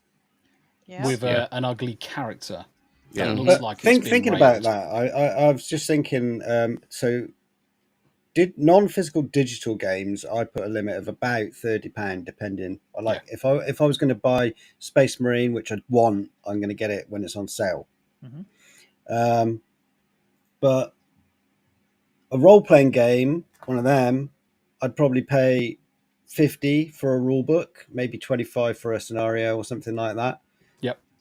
But that's physical printed media that I've got and no one can take away from me. Okay, I could lose it in a house fire, God forbid, but I've got a physical product, so I'm prepared to pay a bit more for that. But the board games I've got, some of them are quite niche collectible board games, and they can be upwards of £120 for an all-in crowdfunding campaign, and those are kind of few and far between, but you invest more in them because they're actually really tactile. Saying that though, Greg, I went out and I bought, because I liked the look of them, I wanted to get into Warhammer 40k, and so I went out and bought the Adeptus Mechanicus lore book and that sort of thing, and I thought, I'm going to really get into this, and because I love the look of the Adeptus Mechanicus. And then I went out and I went to buy some of the figurines, and it's the most expensive fucking clan in the entire game. And I was like, there's no way that I'll be able to afford to play this fucking game. The amount of money that I can pay for just 4 fucking figurines or 5 figurines to paint up, and then that's my entire budget for the month. Yep. Yeah. Jack, just do what I do. You just marry a fan, and he already has that stuff. Just borrow it. Yeah, you've got to get a mortgage to buy those figures. Yep. I'm going to take your advice, Yanni, and I'm going to come and steal your husband. Oh, bitch! I will take you out. It's actually a ploy. I just want to be able to wrestle Yanni. Yeah, I need an adult. I know no square. I'd play is that. barrier for entry for lots of these hobbies. There is a barrier for entry in terms of cost. You look at consoles, you look at PCs, you look at Warhammer 40k. But there's other things you can do to kind of like get around some of that. You look at 3D printing, resin printers, where you can build up your environments and stuff like that. You can also get really detailed models that do fit in with. They're not originals, of course, but they do fit in well with the game. So there's other things you can do. You say that. actually I've just make noticed, them myself. Not noticed. So this week I saw a campaign on GameFound, which is for a new game, which is it's a card game and a figure-based combat game. But you buy the cards for your faction, and each card comes with an STL file, and you can print as many copies of that miniature as you want for your army. That's pretty good, actually. And that is a fantastic model for figure gaming going forward. Yeah, correct. And you know, you pay for your card, you get a free STL with it, you can print it off. Print as many as you like, and that's the way we should go. And I was going to say another thing about modern gaming that is all digital. Don't think you're ever buying a game. You're buying a license. Yep. And it's a time-based license. You don't own the game. You never own the game. You're one corporate merger away from losing it. Yeah, exactly. We've seen that sort of thing happen. All it requires is 5 years, and that particular server that you're playing on is no longer holding enough people, so they shut it down. You lose access to the game. There's no way for you to ever play it again. So unless there's self-hosted servers that you can still connect to, you are just buying a license, and it's time-based, and it will eventually expire. And it's in the fine print. It's in the fine print, guys. Not to go too far sideways, but that problem exists in digital music as well. Yep. There are thousands of digital album masters, the original masters, that are unplayable now because of expired codecs, because of upgrades, because of lost, everything. The only thing that really survives is stuff on magnetic tape. Yep. Correct. Yep. I just wanted to, since we were just talking about doing model building and manufacturing your own stuff, I just wanted to go and fish out something. So these are the types of models that I make. It's like a palette with your boxes and 2 seconds. And that sort of thing. Oh, there we go. That Second World War type style. Yeah, so it's that looks that's awesome. quality. That looks great. Yeah, I am and it very does look impressed. like a palette carrying. Looks like something on top of it with tarpaulin or something. Well, that's precisely what it is. Yeah. That's quality. Where did you learn to do that? I grew up making models, World War II models, airplanes, all that kind of stuff. I like to make dioramas, all that kind of stuff. So yeah, I just sort of got into the model building and the sort of diorama building, that sort of thing. Jackass, you probably are going to steal my husband away. I do make diarrheas very badly. Fuck! But let's be honest, if you're model building, you're a collector, you're a bit of a loser. Come on, people. Yeah, of course. I'm totally a loser. I'm proud of it. Well, full screen. Depends on how much you get paid for it, because you could end up being a special effects wizard, Yeah. Exactly, yeah. Yep. Everybody's watched FX. The amount Everyone of has. Greeblies I've got in a box. Amount of what you have in a... I'm sorry. what? You see, if you're not a model builder, you don't know what a Greebly is.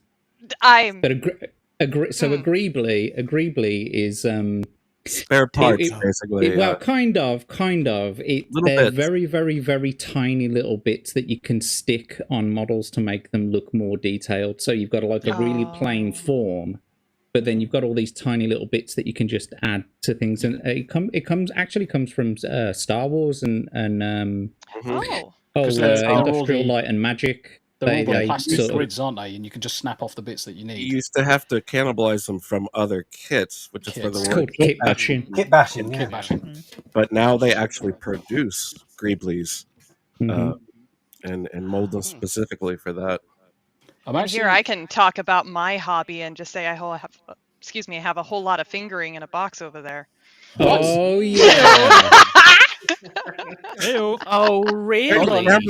Let's just Anybody knows by 20 seconds. What was that? In yarn, there's different weights, and by weights I mean the the thickness of the yarn. And there's Quiet there's people. a worsted weight. I know we're about to get a blurb here. There's a worsted weight, which is about a medium, and then a thinner yarn is actually called fingering. So I've got a box full of fingering. And there it is. We got There it. it is. Phrasing. Go psychotic mongoose. Ladies and gentlemen, We got it. So I got you first. A box Can full I of ask one fingering. question? Jack, do you want to go and get your Kleenex? Yes. I don't need Kleenex. I just No, let it just like goes. stick to the place. It just Yeah. goes everywhere. Unleash. Like, Ectoplasm. Now, you know, like psychotic when mongoose- when Spider-Man, like Yeah, it's so webs. like it's all over the city, Spy- isn't it? that- Who the fuck that's cleans actually- So that you shit just save up? it? That's just actually a stick 'em to your well-known balls. thing called spider webbing, Hmm. where you hold it in your hand and you flick it. Yep. I didn't Dirty bastards. think I would learn anything new today, but now I have. Now you It's do. a very educational show so far. Mate, my I'm God. surprised Oh, no. Stacey's didn't We know learned that today that because- you enjoy fingering.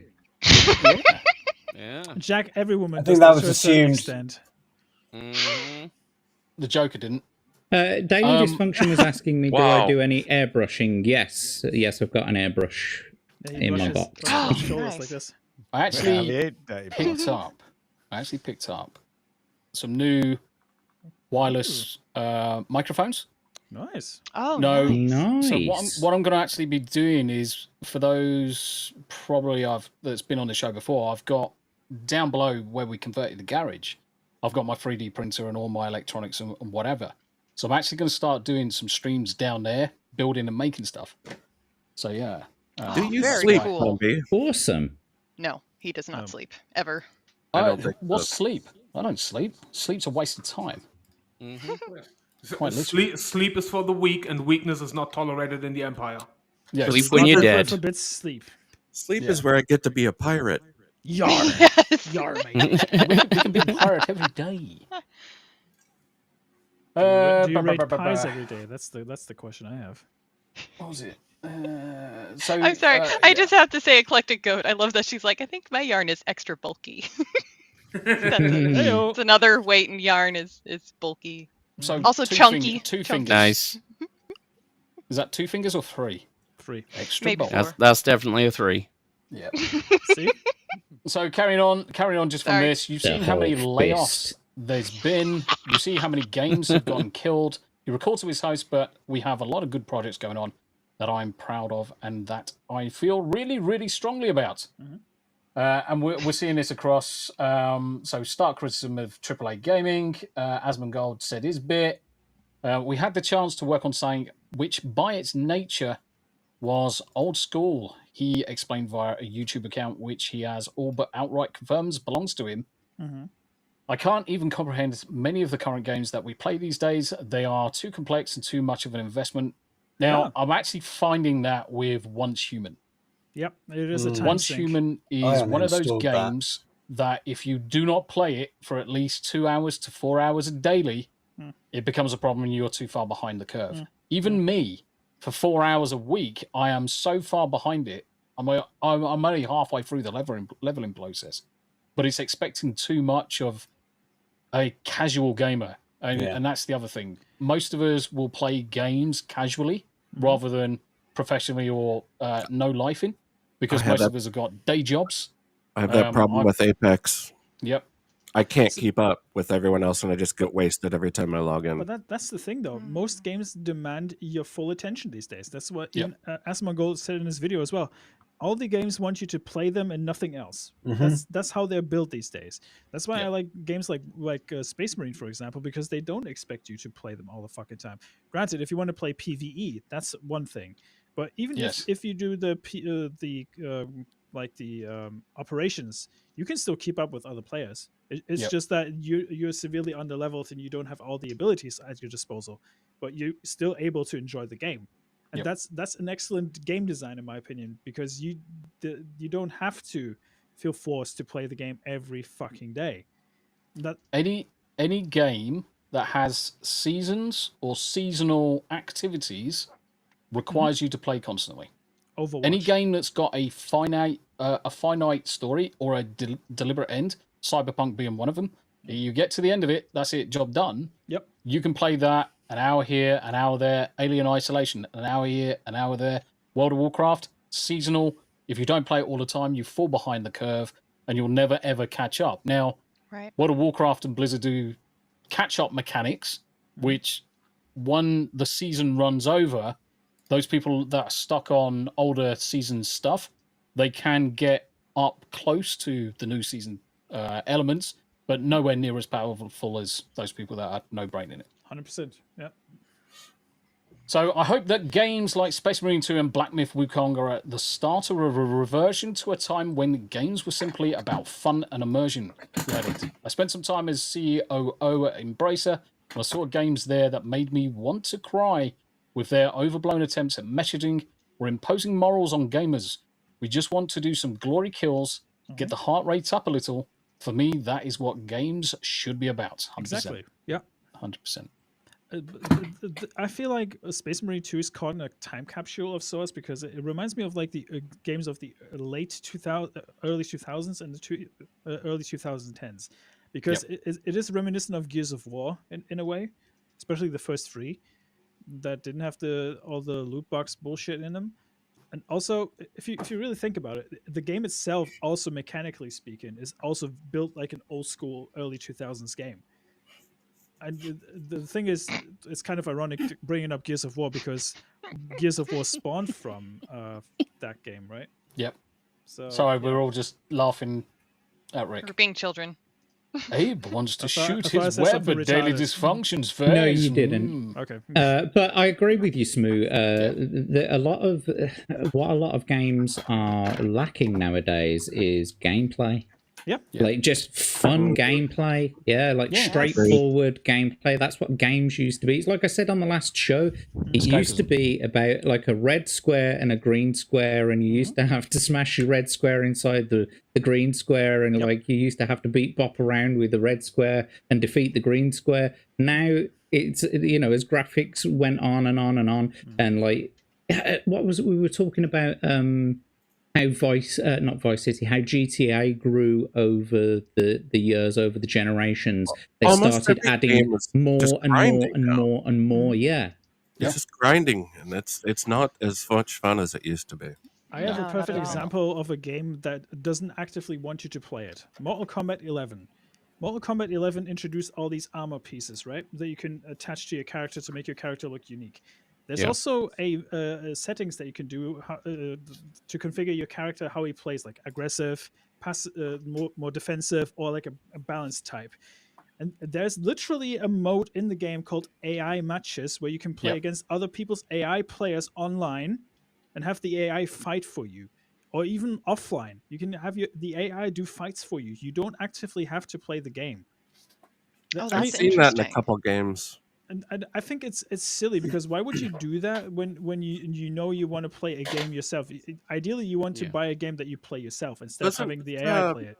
Doesn't Ragnarok have a movie mode where you can just let it run on its own? Maybe it's not Ragnarok. I'm thinking of it. The original God of War has a mode where you can't fail QTEs or the QuickTime events will automatically clear. I think Spider-Man has that as well.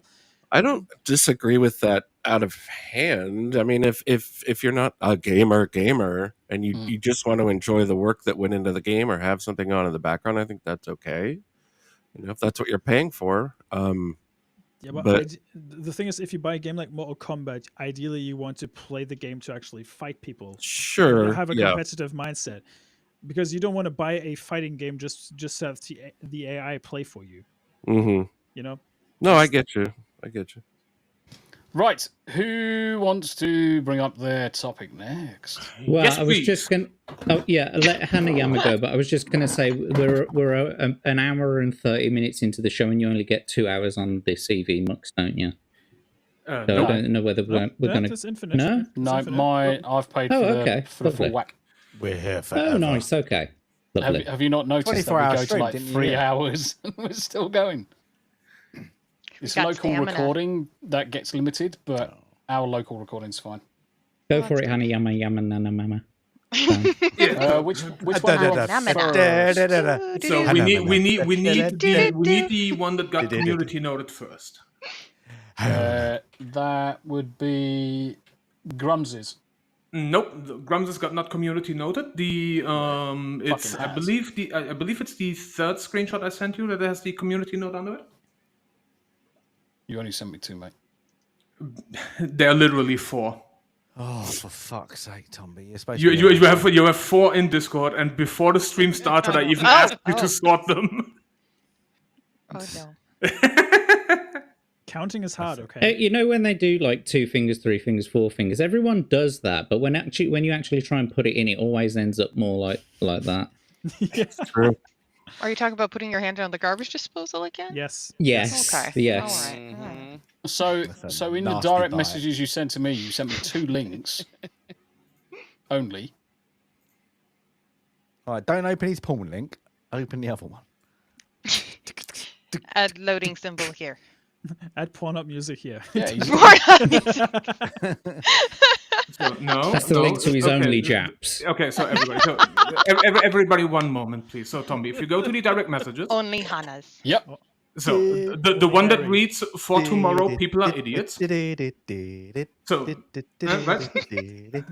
Stasis, will you please, for 1 second, just shut the fuck up? Thank you. He's singing my theme song. Shut up. I'm going to go and grab a quick smoke. I swear to God. He's being entertaining while you do. No, he's annoying and literally disrupting me, telling Tomby where the fucking thing is. Thank you. Fucking apes. Yeah, that one you sent me is just 2 images.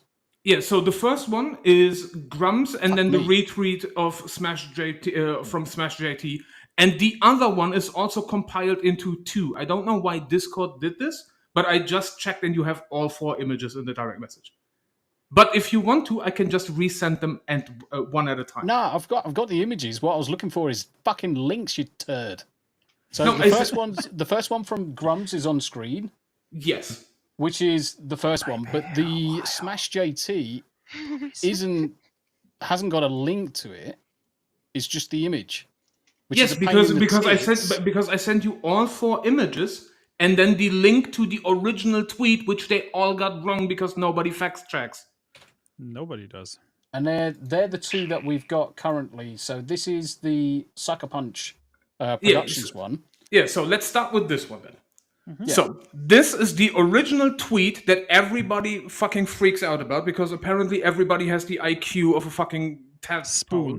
No, literally of a retarded tadpole that you threw against a wall because everybody's retarded. Yeah. So this was posted on International Women's Day, and if you check the date at the bottom, it's March 9 of 2018. Okay. Mm-hmm. So 2018. This is over 6 years old. Pre-COVID, even. Yeah. Wow. Yes. So now you got one specific Muppet, which is the Colonial Otaku Gatekeeper, who retweeted this image and put in the image a very bad Photoshop claiming this is the ghost of Yotei Dev Team, and then said we're all fucked. This then led to 3 more people taking the same image and retweeting it. One of them, sadly, is Grums. So now, Tomby, if you want to go to Grums' tweet. So Grums then tweeted it. There, by the way, there you can see it. It's the on the left. If you scroll the image down, it says the Ghost of Tsushima Dev Team, which is just a bunch of men. And then the other one with the bad image is Ghost of Yotei Dev Team, which again, not true, but heavens forbid anybody does fucking due diligence on shit anymore. Because that would be hard and requires one Google image search. Because everybody is fucking retarded these days. It also helps checking the date below the tweets sometimes. Yeah. No, but see, here's the thing. What Grums did is, because this image that is in Grums' tweet is not the original image. It was posted by another guy who does nothing else but rage bait and spread misinformation. But everybody fell for it because nobody can be bothered to do a Google image search. Mm-hmm. That's the issue here. And the thing is, even somebody like Grums fell for it, made his tweet, which is then completely fucking dumb. And when called out on it, he then said, well, you clearly misunderstood the tweet. Yeah, he's doubled down, and he's a bit stupid on this one because I would call him out as well. When this is from 2018, which is way, way, way in the past, with very little relevance to anything that's going on now, just because there's a load of females, we don't. The original reason of these females congregating and taking a picture is for International Women's Day. Nothing to do with devs, nothing to do with the studio. It was just women. You look at loads of businesses; they've been doing this for fucking decades, guys. International Women's Days. They promote their ladies. They all take pictures. It would be fucking modern day would be 5 guys and fucking 1 female, and they're all fucking supposedly women. 4 of the 5 guys will be gay. Yeah, and then you run into the next issue with which is this is from 2018. So first of all, we are not guaranteed that all of them still work there, and also this is 2018, meaning I guarantee you most, if not all of them, have worked on Ghost of Tsushima, which has in itself no DEI in it. Yeah. Yeah. So congratulations, you played yourself. At the minute, we don't know anything about the game enough to say whether it does have DEI or whether No, Ghost of Tsushima. Tsushima, no, definitely, 100%. So, and I guarantee you, all of them, if not most of them, have worked on that game because the image was taken for the International Women's Day 2018, meaning, even if there are 1 or 2 that just started, all of them have been working at the studio for longer than that. Meaning they have worked on Ghost of Tsushima.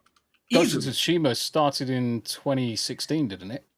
The storyboarding started, yes. Actual development started in 2017. The game was released in 2020, don't forget. Yeah, the game was released in 2020. Development started in 2017 after they restructured the first demo for it. Meaning everybody that cries foul right now over this false image is a fucking tool. And once again, I'm sorry to throw fucking Grumps under the bus, but his response here is again fucking stupid. Because it makes no goddamn sense. You cannot claim one thing and then get challenged on it and be like, well, you didn't understand the tweet. Well, if the tweet is so misunderstood, phrasing helps, just saying. Yep. It does. And then again, you have Smash JT, who retweeted Grumps' tweet, and simply said this, and then the finger pointing down, meaning reiterating Grumps' point, which is still the wrong point. It's like, how are people so so dumb right now? All over, okay, we have the second game in the series. The main character right now is a female, which again, so far so good. No, the main character in the game is a female, so far so good. And yes, the voice actress for the main character, specifically English voice actress, might be a bit of a nutter, but here we have Mark Hamill, who's also a bit of a nutter, still being a good voice actor for the Joker in the Arkham game. So apparently you can be retarded in real life, but still be good at your job. Imagine that.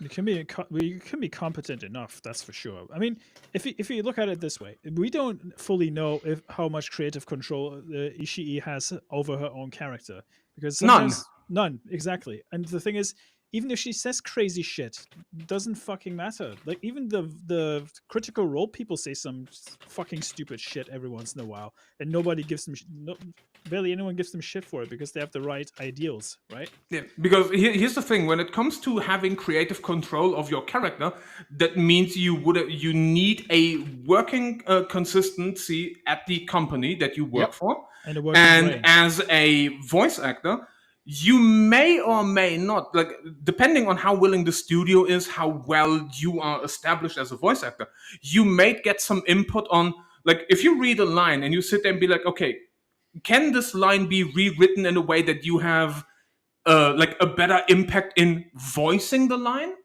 But that's about it. As much control as you have as a voice actor, because you're not a developer, you're not part of the studio team, you are not a shareholder in any way, shape, or form. So what creative control do you have? Nothing, because if you try to impose your will and or actively get to be a fucking hassle for the studio, they just fire your ass and get somebody else to do it. Yeah. And that's how it should be. I think we were talking about this exact thing on last week's show. I turned around and it says, You're a voice actor. You're getting paid to do a job, but you're not getting paid to. It's like, oh well, I think that the character should do this and that. It's like, great. Well, we've already like drawn up the storyboards. The writers have already done all their bit. Yeah, this is what we're going with. We've had a general consensus in the management team. You were hired to do a fucking job.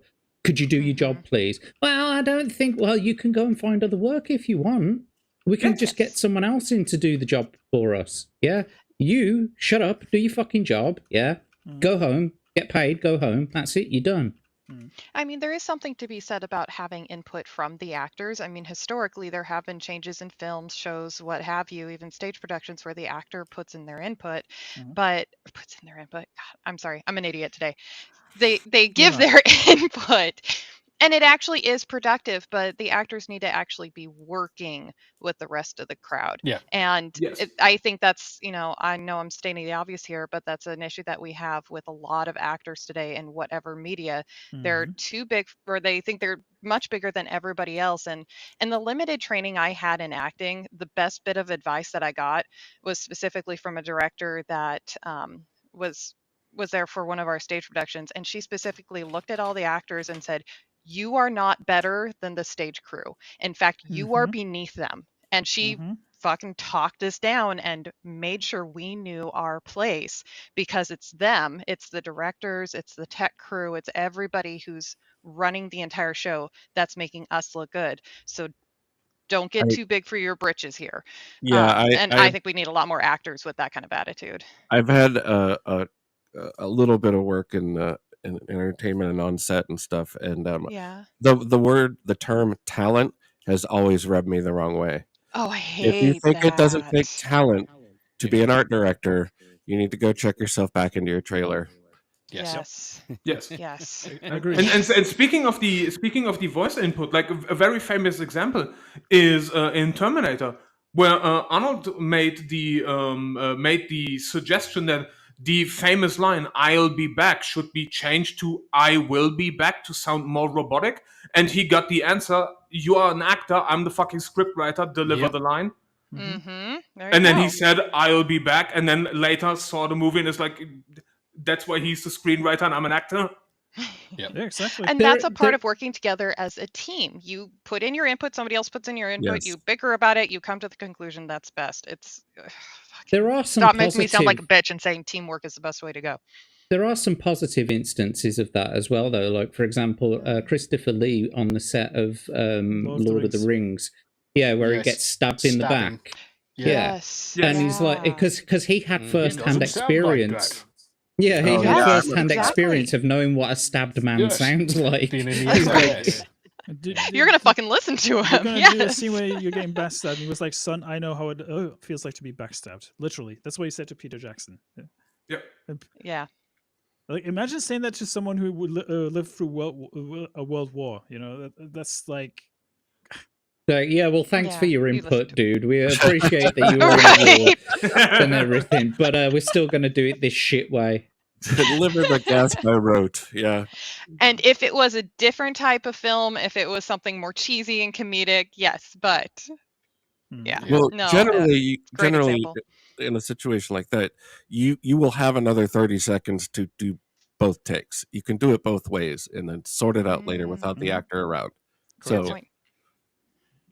Yeah, but that's fairly easy. But to me, it's absolutely amazing how you have again people like Grums, even people like Smash JT, absolutely falling for this fucking nonsense that was literally created for the sole reason of rage baiting, and then they still fall for it like absolute tools, and it saddens me. But at the same time, like, it saddens me that they fell for it and didn't correct it, at least not until right now. But that just shows how, like, I don't want to necessarily say ignorant, but how blind people are to, is this even true or not? Like, heavens forbid you just fucking fact check anything.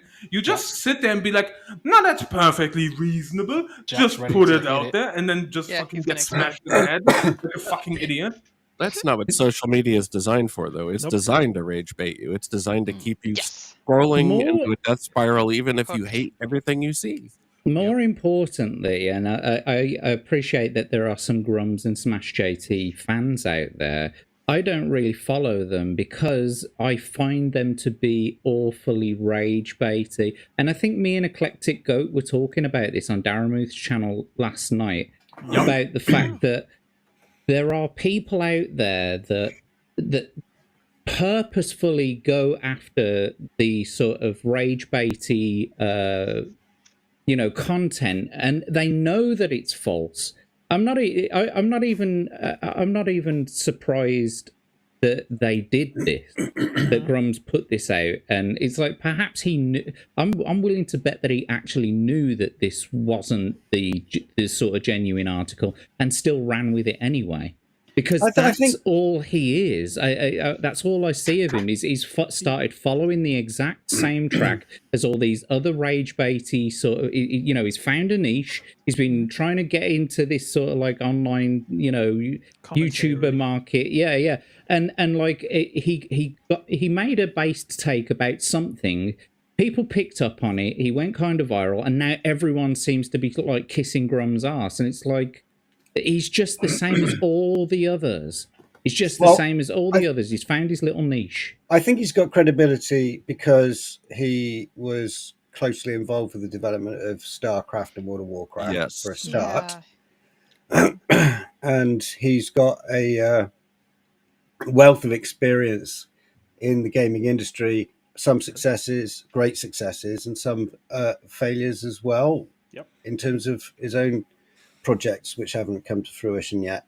Maybe but two things can be two things can be true though, Greg. You can have the experience and have all the knowledge and all of that kind of stuff, and still give shit takes consistently. Yeah, well, what I was going to say is that I see someone who's really invested in winning the culture war, and in terms of like, there's a lot of people that see that the next couple of months is going to determine the trajectory of US culture and therefore world culture, for the next 50 to 100 years. I mean, I'm just gonna throw the hand grenade in there. So obviously, from Jack's perspective, Grums just puts out shit all the time. But I would actually say not necessarily shit all the time. Okay, so you said consistent bad takes. You said consistent shit takes. Yeah. But I don't think that's the case. He's probably had, even if you were to say 5 or 10% of the stuff that he's put out has been a shit take, that's no more than probably you or I. I mean, I've put out shit takes at times, and then I've retracted when I've learnt more. That's what I was going to say, but to finish. Yeah, I do too. But I was going to say, like, so that as someone who's invested equally in the culture war currently and have been for years, I think that you're not going to have a 100% hit rate on everything. Yeah, Hanayama's right. You need to check your sources. 100%.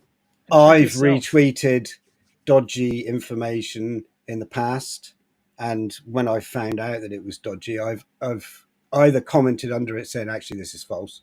Yep. Or I've deleted it, because I don't want to be someone who goes and spreads falsity. There's so much lying and falsity in the world already. I don't want to contribute to it at all. For me, the deletion is the error. You should never delete anything. You should accept when you're wrong, move on, and put your hands up and say, hold on a minute, this was a shit take. I've clearly took the wrong avenue with my response. This is what's happened now that I know more. But the thing is that I generally tend to look at a few things a few times, do a little bit of due diligence before I put a take out there. Now, there's probably, I would say, 2, maybe 3 shit takes out of all of the thousands that I've put onto Twitter. And every time there's been a shit take, I've always updated it later and said, nah, this was a shit take, guys. This was an absolute shit take. Fine. But generally, I don't really tend to shit take. I'm usually fairly my mum used to say, you think you know everything, you think you're always bloody right. And I used to say to her, I am always right. And do you know why I'm always right? Because I go away and I do my due diligence first. Yeah. I try not to open my mouth if I don't know enough about a subject. Correct. Yeah, Yeah, because correct. Brendan P's in chat. How you doing, Brendan? Good to see you, mate. And Dara Muth. Hello, Dara. Hello, Dara's Dara. been in for a while. Yep. Well, since Yeah, he's on his he own, was suck at actually- paying attention. Yeah, Dara was actually surprised we let Abe talk. Have you noticed that he's been silent for the last half an hour? We're very liberal here up until a point. I think it was since the spider webbing comments came out. He's been quiet. Yeah, it was doing, Oh, that's a great idea. doing a quick knuckle shuffle and then spiderweb towards Daly, but he missed. Spider He hit monkey, stasis instead. But yeah, I mean the thing is, I'm not going to fucking hide any. I follow most of these people, and likewise, most of them actually follow me, including Grums. But the thing is, I follow him from the World of Warcraft OG side of it because that's a game that's close to my heart in terms of gaming. And yeah, he does have some shit takes, and we should all call out the shit takes. Yep. Whether it was me, whether it's Smoo, whether it's Hanayama, whether it's Greg, it doesn't matter. No Don't one is call me above out. reproach. Except me, I'm perfect. Yeah. Me too. Fundamentally, Yeah. this is the difference between those who take personal responsibility for the things they say and do, and those who blame the rest of the world. That's a good point. For those things. It comes back to accountability. The mercanties of the world. Here's the thing, though. I personally think that Grums has got a bit too popular with his takes very quickly, and that's why he thinks he can get away with a lot of stuff. That's the big issue. But what's he trying to get away with? Yeah, what's his motivation? Tell me. No. It's less about motivation or anything like that. Tell me what he's trying to get away with, because by saying that, Smoo, you are telling me he is doing something wrong. He's not doing something wrong, but sometimes his takes are a bit outlandish and stupid. But we all have stupid takes. The thing is, Grums insists that he's right because he has a certain pedigree in game development and the game industry. While I respect what he's been doing, well, kind of elitist, but the thing is, I know I respect him for what he's done prior, but he's not always right with literally everything. No, and Right, and 100% I fully agree with you. He is not right with everything. But I wouldn't necessarily say he's got too big for his britches or anything like that. He's trying to get sank over people. I wouldn't say he's trying to do that at all. I could imagine that maybe, what Smooth's talking to, and y'all correct me if I'm going in the wrong direction here, but I could see how, he rose to fame really quickly, got a lot of attention really quick, as it's appeared to me anyways, from what little I know. And I could see an individual getting lost in the sense of like the sense of power that you feel from that, and then not taking precautions to think things through because you're feeling a little better about maybe? yourself. Overconfident, a little bit overconfident, and so you're not taking the precautions to double check everything because well, I've been right all this time. I've got this great perspective. I've got all this wisdom. Everybody tells me how great I am. Like I could see somebody getting caught up in that, but I've got followers, so many followers. I mean, Right. like I said, I respect what Grums has been doing, and that he's pushing back against this crap. 100%. But I can kind of see why people point out his failures in a way too. But that's neither here or there. We all have had ideas that didn't come to fruition in one way or another. The thing is, though, some people take his word as gospel instead of actually fact checking what he's actually saying. Right. That's, and I think the that's a big part issue. of what's gotten here. That's what I'm trying to say, because if you follow someone popular, some people just tend to go with what's the most popular thing, right? And then just go with that instead of actually checking the narrative and actually seeing if what's being said is true. It's the same with Indie Mion, for example. I know Hanayama has this bone to pick with him every once in a while, especially with Assassin's Creed and all that. Yep. But the thing is, like I said, I respect the people that are pushing back against this shite. I should be doing that a lot more, but sometimes I'm just reading stuff in the back and think to myself, like, yeah, let's just this has been happening for years, but nobody has been doing anything against it. Well, it's not a conversation unless there's some pushback involved, or questioning, right? I'm gonna let Jack go, and then I'm gonna put a final word in here before we move on to something else.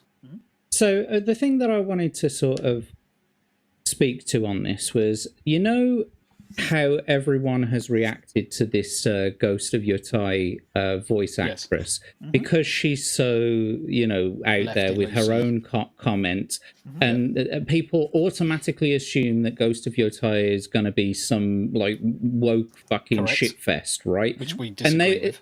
Yeah, and so what I'm saying is that there is a certain echelon of creators out there that are jumping at shadows, right? And even some of the bigger creators that we all enjoy, Friday Night Tights. I'm going to call them out by name. I'm going to say Friday Night Tights.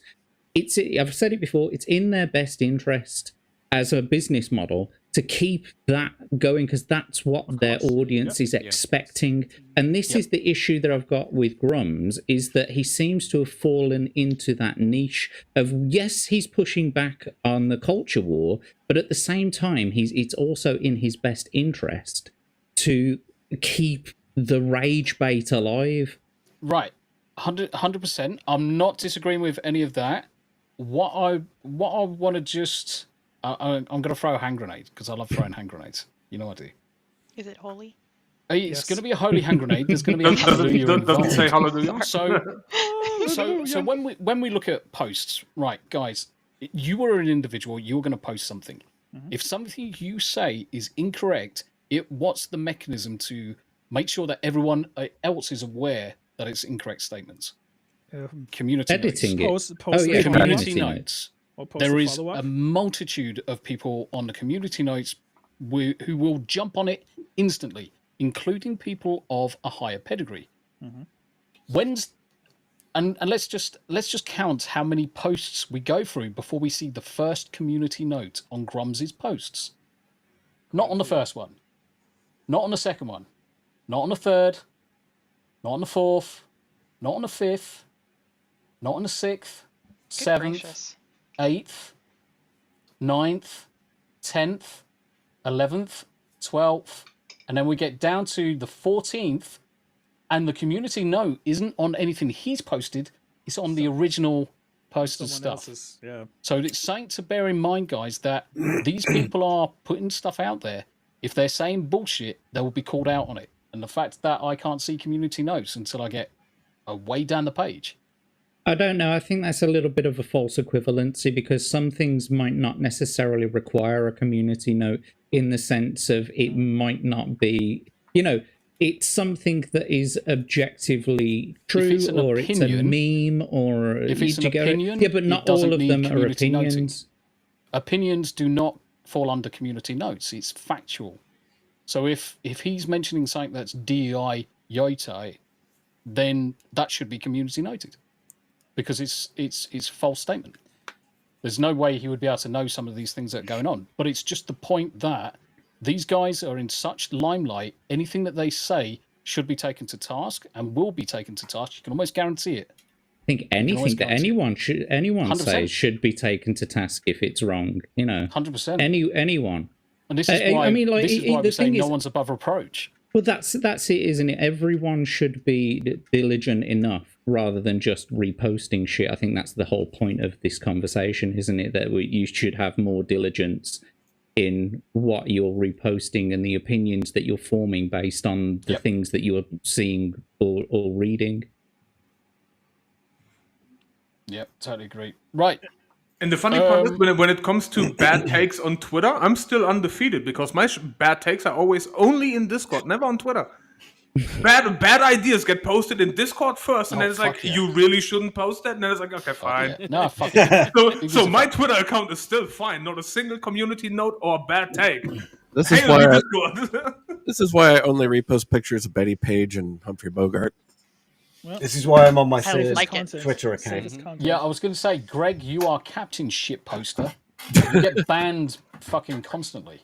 No, see, that's why I just repost fucking anime news and or anime titties. That's always fine. Yep.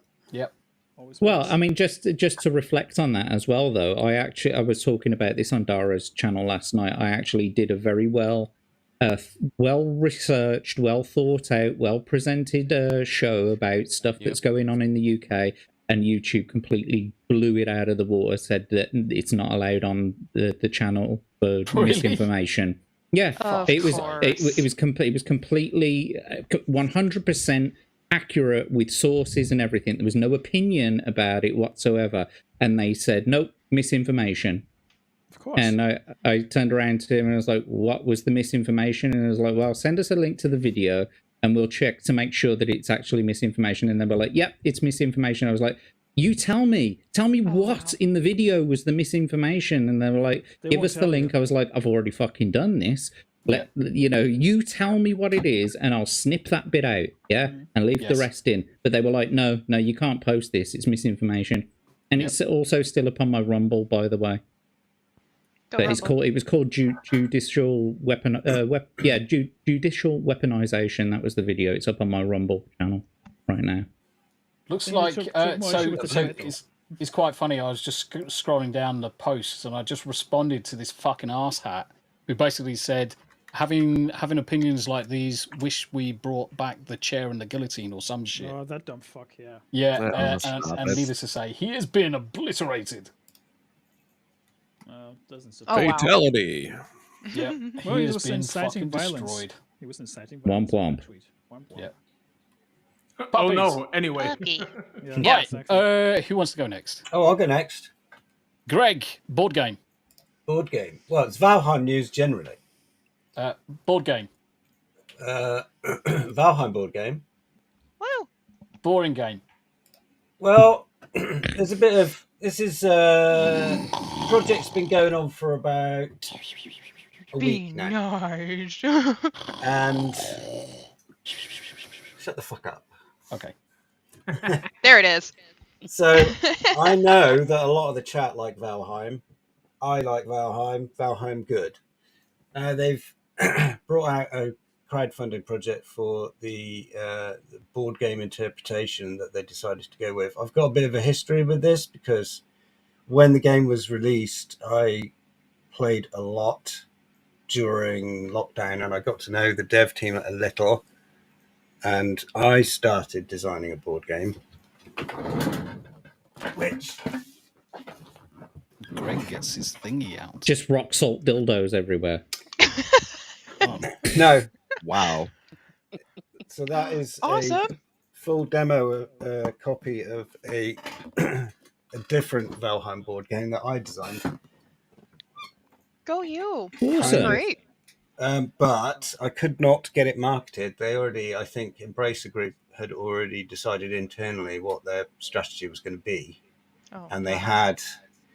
So these guys, Mood Publishing, they also published a board game interpretation of Deep Rock Galactic from the same publishing group, Coffee Stain.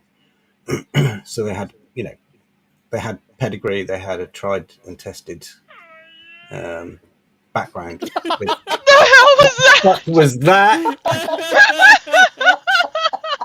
That was fucking perfect.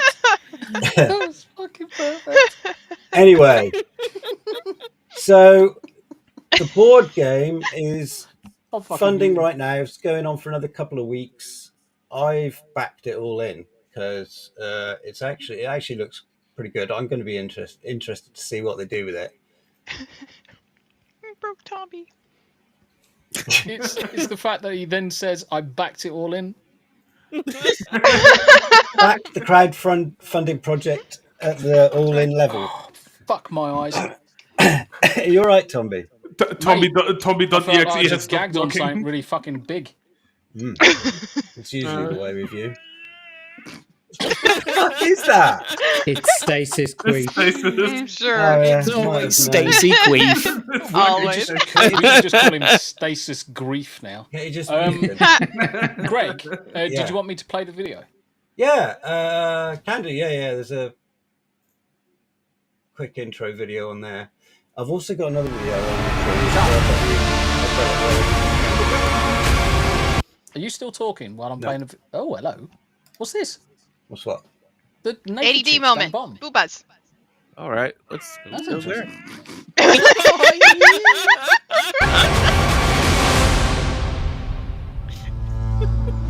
Mighty warriors, Odin summons you to cleanse Valheim of the growing evil. Gather your allies to fight off the sinister Forsaken who stand in your way of glory. Together, you explore the wilderness and face its dangers to complete objectives. Build up your strength before you are ready to challenge the Forsaken. Eikthyr, the Elder, Bone Mass, and Modar will seek to disrupt your progress at every step. You must... Do you know what? I'm actually... Is the Kickstarter going on? Yeah, it's live now. Do you It's know not what? on I'm almost Kickstarter. tempted. I'm almost tempted because this looks actually pretty good. It does, doesn't it? I'm really good. intrigued. It doesn't look quite as good as mine, but that's a different story. I'm looking forward to this second video, which does look interesting. But I mean, I'm certainly interested in a board game. Must conquer their challenges. I don't know what that is. This is nothing to do with me, that one. The way that it's got the hexagonal pieces, I'm absolutely positive that there's another game. It might even be called something like Hexen or something like that. Settlers of Catan. Settlers of Catan. I was thinking Catan. Yeah, that's where my mind went. Settlers of Catan, a German board game. I do like the curvy edge, though. So my one, my instead of what they've done is they've gone for biomes in tiles, and whereas mine is a full world map, including the southern and northern continents, which you can explore and flip the tiles over as you explore, and it actually works. Randomizable with 128 billion different combinations. So it actually emulates the computer game pretty well, but that's cool. Yeah. Well, it's kind of like the Civ games as well, isn't it? Yep. Let's just say yes. Yes. The Civilization games. Settlers. Yep. Mate, it looks good. Or perish under their ever-growing pressure. Cooperative as To well. succeed, discover the lands of Valheim and seek out essential resources by land and sea. Use them to upgrade your base and craft powerful equipment for you and your group. Fight off the dangers of the wilderness. Right, I'm actually going to say something, Greg. Is it? Do you reckon? Obviously, you've backed it, haven't you? Yeah. I'm going to back it. I'm going to back it shortly. I reckon that once it eventually comes out, we have a get together and we stream a session of it. Yeah, we can do. Yeah. And we see if we can pull some of the other Muppets across. That would be really cool. Sounds fun. Sounds I gay. come. As you carve a path forward. You're fucking jealous. And remember to cook a hearty meal to stay strong. A hero needs to eat. But be wary.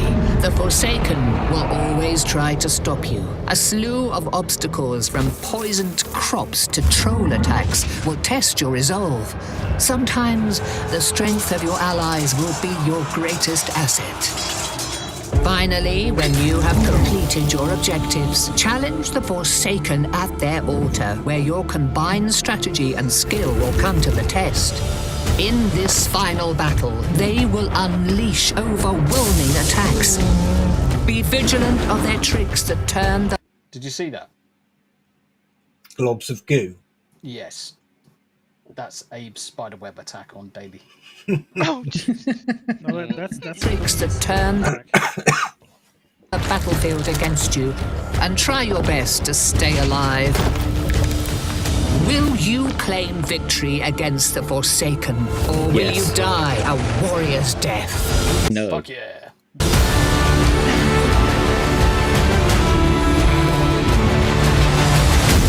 Step forth into Valheim and prove yourself chosen warrior. Join the...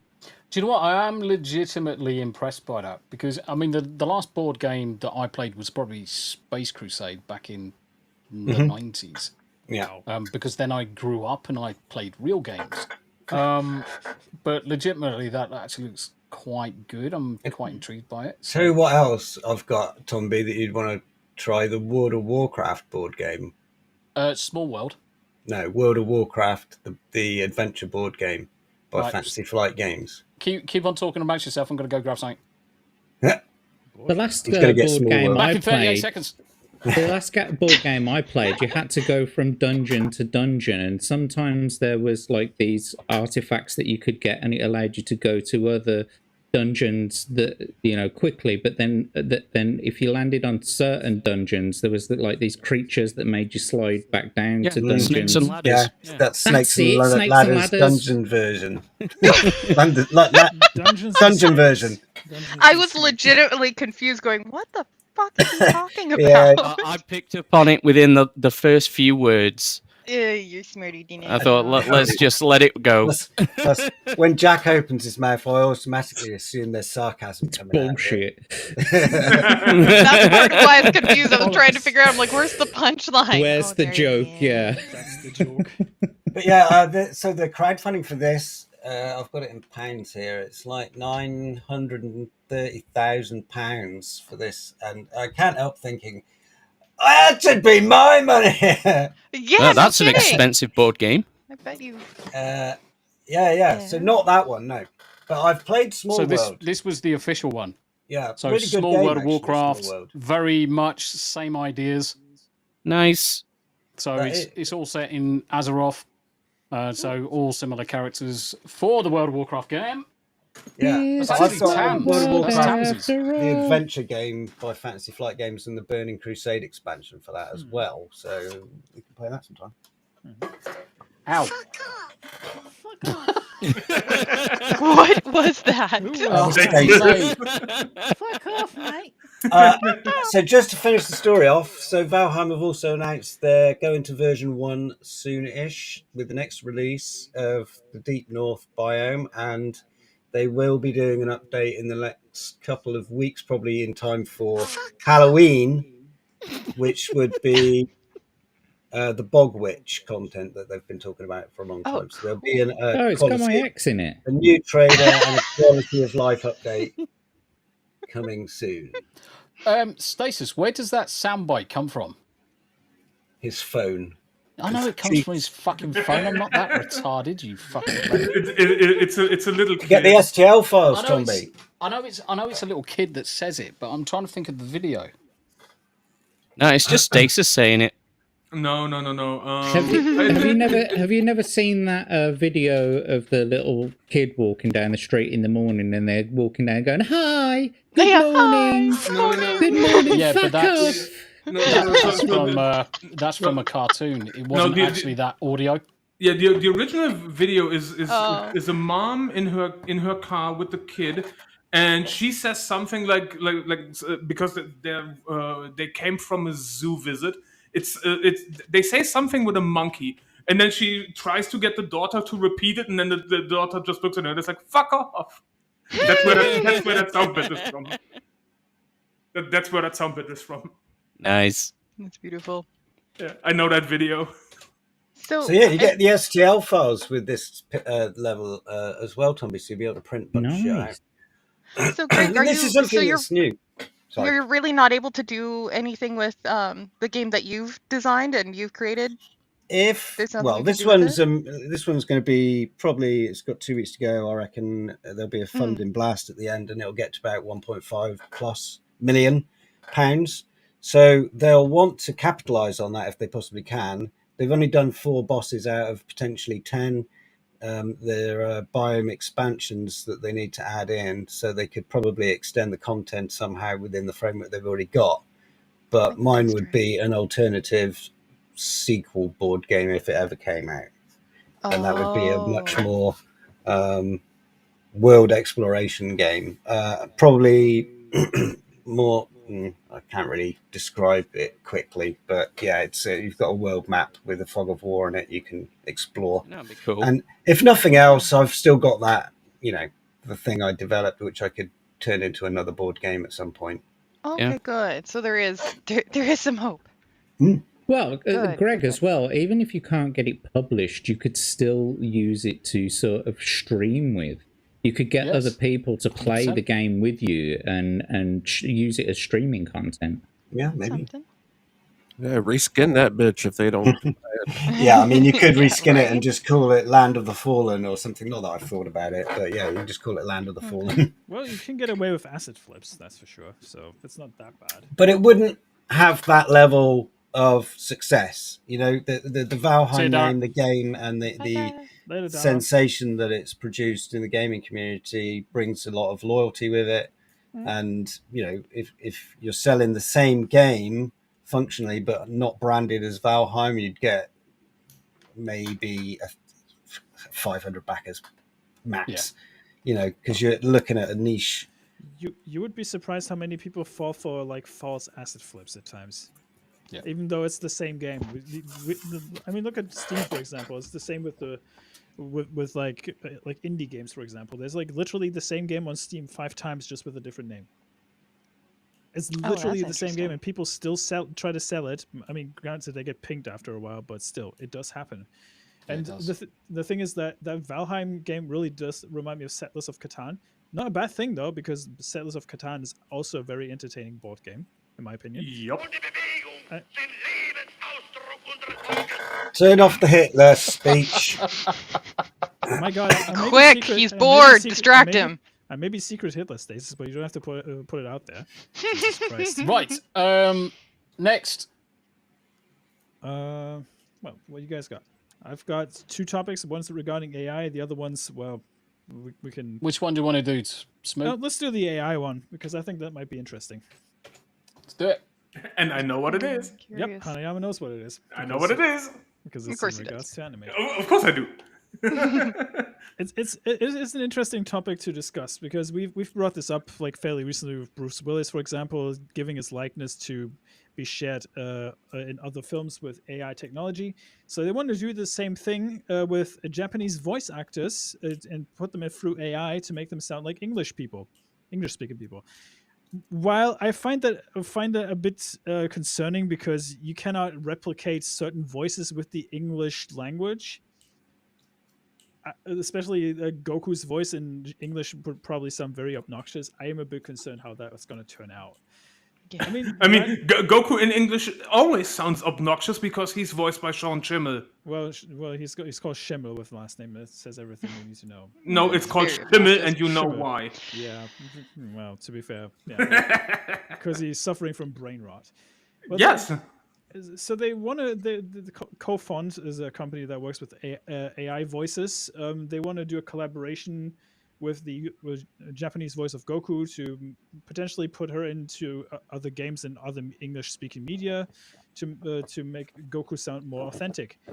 I mean, while I find the idea noble, I have a bit of a concern about that, because I don't know how it is nowadays in Japan, but if a voice actor dies, they usually retire the role of certain characters, right? Right. And she's yes and no, because if you look, for example, at a show that I'm currently watching, at Bleach, the original voice actor of Head Captain Yamamoto passed away, but the character still exists in the current final season, and they got the voice actor that originally voiced Head Captain Yamamoto in the video games to now reprise the voice for the final season of the anime. Okay. So the character did not get retired because he still plays a role. And so they just had the other guy that already voiced him previously do the animation voice for that one. I also remember a good example is Heihachi in Tekken, because the voice actor for that one died before Tekken 7 came out, and they replaced him with the voice actor who did Old Joseph Joestar, and he did the voice for him for Tekken 7 and 8, I think. No, because the voice actor for Old Joseph was the original Heihachi voice actor. That's the one that passed away. Really? I'm trying to fundamentally understand what the fucking point of this is.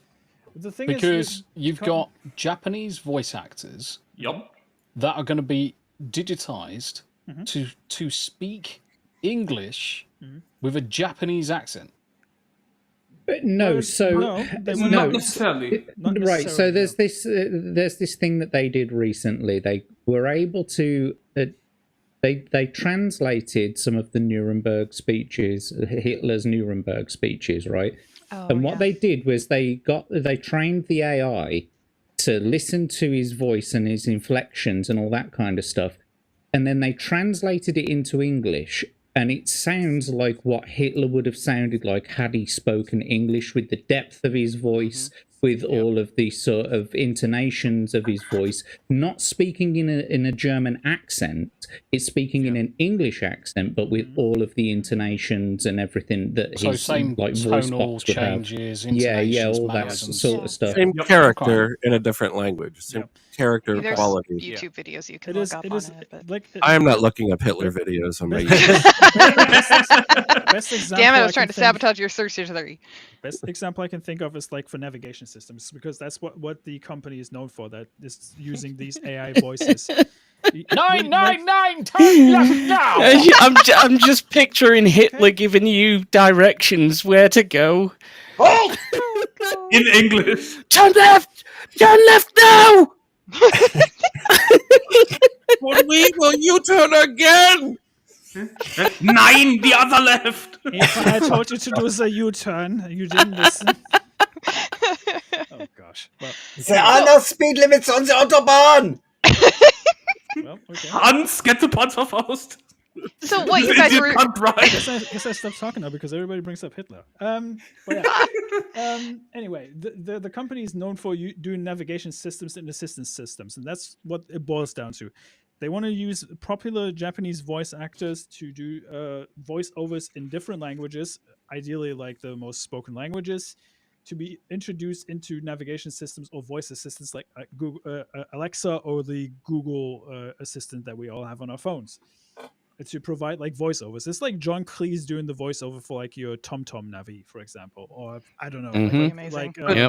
In the case of this Japanese voice actor, though, how small is the niche market for this voice in English, though? Well, for Masako Nozawa, she's like, and I was going to bring this up earlier, she is so iconically Goku, Goten, Gohan. She's so iconic. I believe she holds the world record for playing the same length of time of playing the same character.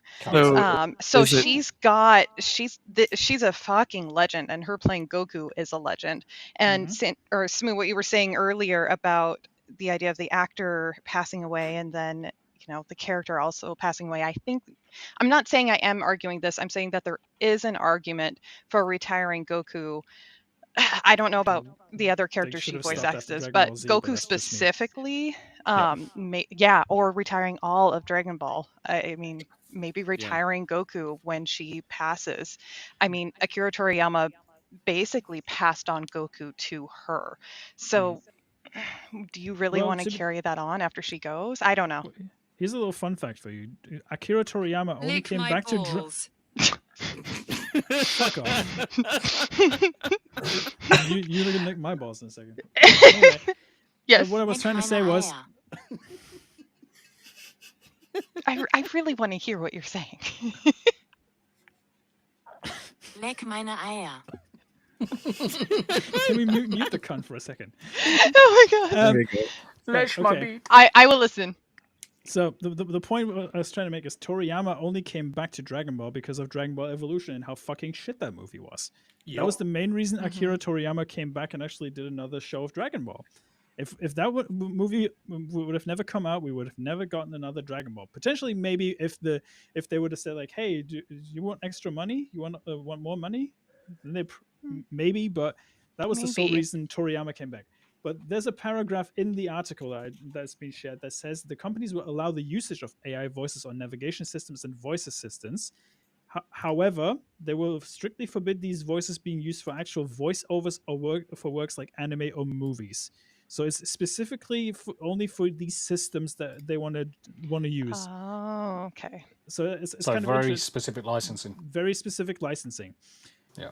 Okay. I kind of find it amusing imagining a Japanese person trying to pronounce German street names. That would be great. That would be fucking funny. That would be fucking that would amazing. actually be quite amusing. Oh, fuck yeah. I mean, the fucking algorithm's just going to fold in on itself. Yeah. It's funny until the traffic fatalities go through the roof. And by the way, for those that care, Nozawa Masako has been voicing Goku since 1986. 86. That's a long ass fucking time. Nice. Yep. That's a long ass. And there has never been another person in Japanese that has voiced the character. It's always been Damn her. straight. Always been. Yeah, May she's I a be the fucking first legend. one? May I be the first one to make an Asian driving joke? No. Might No. as well. Go for it. You totally can, but this has happened before. You have a Japanese German on the panel, for crying out loud. I mean, Yep. He gives you permission. All right, well, I give you the stage. No, that was my joke. by all That was means. my joke. That was it. that's the joke. Moving on. But initially, when I saw the headline for this, I was like, "Oh no, they're gonna they're gonna bastardize the Japanese voiceover artists for English dubs of anime." But when I first saw the headline, I was like, "Oh no." Oh no. When I read through the article, I was like, "Okay, this is actually not a bad idea." So yeah, if it's a specific niche, then more power to them. I don't know who this is for because it's a very specific market, and I cannot see a lot of people using it, to be honest. But I really want my GPS voice to be like the Japanese voice actor of Vegeta. That would be imagine hilarious. Kinshiro from Fist of the North Star telling you to to turn right? You're already dead. No, I'd want Hanayama as mine, but every single direction he gave was just. Tracy, it's funny you should say because I have actually digitized my voice with AI. I have actually got. Have you really? I almost. Right, you fucking cockwomble. Just randomly swears. I've actually loaded that You're mobile. muted, you pleb cunt. I've actually loaded that model into 2 places. One of them's on Blurps. Oh gosh. I just haven't enabled it for people to use it. I was going to say you've made How much abuse you've made that's the gonna same mistake as Mr. P. No, I'm not that much. I'm not No, that he's retarded. yeah, he's too smart for that. I'm not that retarded. But yeah, can you imagine like Kinshiro when you stop it? He's like, "You already stopped. You are already parked." You already parked." Looking at the time, we've got enough. One more topic. Who wants to go? Well, just to sort of bleed into this, unfortunately, the English narrator of Dragon Ball Z, Doc Harris, he sadly passed away recently. So just wanted to sort of mention that. But if you want to go into the Taylor Lorenz thing, yes, I'm happy to talk about that bitch for about 10 minutes. I'm happy to dunk on an old granny like her. Oh yeah, and while Tombi sorts this out, Smoo, the best voice that you can get for the navigation, get the Japanese voice actor of Frieza giving you directions. Oh no! Which link? Turn right, you filthy monkey. Which link do you want first? Does it matter? Do you know what, mate? It really doesn't matter. They're all pretty much the same they're all the same, aren't they? Yeah. So, as people may be aware, Taylor Lorenz, she's a horrible cunt. And she says a lot of, whiny sort of things. She goes on about how strong she is as a person, and then she starts crying her fucking eyeballs out and yada yada, all that kind of stuff. Well, it turns out that maybe she got... It says there that reporter Taylor Lorenz exits Washington Post after an investigation into an Instagram post. Exit by pushed by the security guards. Yeah. Kick her the so fuck she's out. apparently she's saying now that she's going solo so that she can work on her own fucking solo career. She's going to be starting an article up on her own Substack. I mean, that's just as that's just as prestigious as me saying I've got a fucking Substack. And if you do want to go and read the shit I put on there, then please go subscribe to my Substack. However, basically, she hasn't been writing articles for the WP for the last few months, really, which is quite telling. And so it stems from a private Instagram. It was a message she put out to her Instagram community. It was like a private Instagram community. It was something to do with a picture of Biden, and then and the caption saying "war criminal" with the sort of colon unhappy brackets. Yes, unhappy face. And so it's been sort of confirmed by 4 different people who know her and are in the community that this is an accurate thing that she put out, but she's kind of denying it. And so basically, that's kind of it, really. The Washington Post did a little bit of an investigation, and after their investigation, they've turned around and says that now she's moving on to greener pastures, which apparently is her own little fucking Substack. Her OnlyFans. It's an insult to green. Here's the thing. The last time I heard about Taylor Lorenz was when she was doxing Libs of TikTok and her family. That was the last time I fucking heard about that woman. When she was crying in the news like, oh, I'm a victim of all this. Oh, fuck off. They're trying. Yeah, it's so. But previously to that, she's saying, "I've got the I may look like a small and feeble woman, but I have the heart and soul of a concrete elephant." Well, you know what I mean? She tried to pull up and said, "I have the high what I ground." have seen. She wanted to say, "I've got the high ground," though, but she failed. You know? No, she got drop kicked out of the building like the fucking granny in Hot Fuzz. She is the granny of Hot Fuzz. She just put a wig on, Hanayama. So basically, so she got drop kicked twice. Yes. So basically, you can just get fired now, and apparently, as long as you call it going solo, no one will put two and two together and realize that you've been fired, even though you haven't written an article for the place that you work for But Jack, for fucking months. Jack, the thing is though, Gen Z has another term for it called quiet quitting. Yes. Quiet quitting. I Quiet have not quitting. heard this. Yes, that's a trend amongst Gen Z. Let me actually look at it. Yeah. Yeah. Yeah. Gen Z, quiet quitting. Greg is like, what the fuck? It's in the same vein as time blindness. Yeah, so quiet quitting refers to doing the minimum requirements of one's job and putting in no more time, effort, or enthusiasm than absolutely necessary. As such, it's something as a misnomer, since the worker who does this doesn't actually leave their position and continues to collect a salary. So basically, she's doing the same fucking thing, but quietly doing the opposite of that. Because I don't know, because I know what you're talking about now. I've quiet quit jobs before where you literally put in the only required amount that you need. Yeah, you just box chicken. What's happened to her is she's been under investigation and they haven't allowed her to publish anything, is what my guess is, more than anything. Yeah. She's been under investigation for this post that she put in her own private Twitter, Instagram community. And it turns out that months later now, she's going solo, so she says. They probably suggested she resign to save face in public because she's from quite a wealthy family and she's a public liability anyway, if you really think about it, because she's only known for doxing people nowadays. She's a fucking liability, mate. No, she is.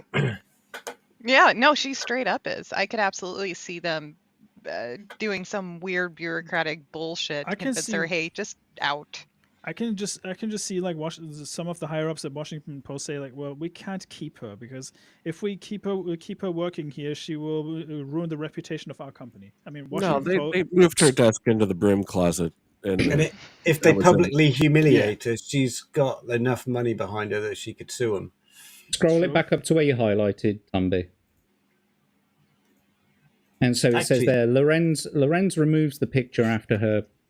From her private chat. About an hour after originally circulating it, Lorenz removed the picture with the war criminal caption from her private Instagram chat and publicly posted the same picture on social media, this time with no such caption. Some pro-Palestinian protesters have sought to tag Biden with the label war criminal for the deaths, blah, blah, blah, including, with that exact phrase of war criminal and including the frowny face made with a colon and open parentheses. Scroll down, please. Interesting. But stop at the pies. Lorenz has since told associates that a close friend took her posted picture and superimposed the caption upon it as a joke, and that she shared it with the group on the private Instagram posting.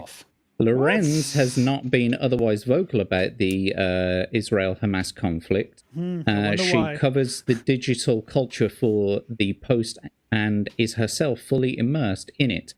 She has one massive blah de blah yada yada sucking a cock there. Scroll down. She. Are you implying that she worked for Ligma Johnson? Yeah, exactly. Lorenz Imagine has if that was also in the article. Oh, that would be beautiful. Lorenz has also courted controversy online, in print, and in real life during the peak of the pandemic and its ebb. She has inspired mockery from conservatives over her insistence on wearing masks, even outdoors, as she cited a compromised immune system as the reason. On leaving the Times 2 years ago, Lorenz told Vanity Fair that she had hoped the paper would evolve in their ways in regard to digital culture and social media. Times publisher AG and executive producer Joseph Kahn have called for an emphasis on journalistic independence and have urged staffers to shun online posting with ideological leanings or snark. Though Lorenz writes many news articles, the Post has designated her a columnist, giving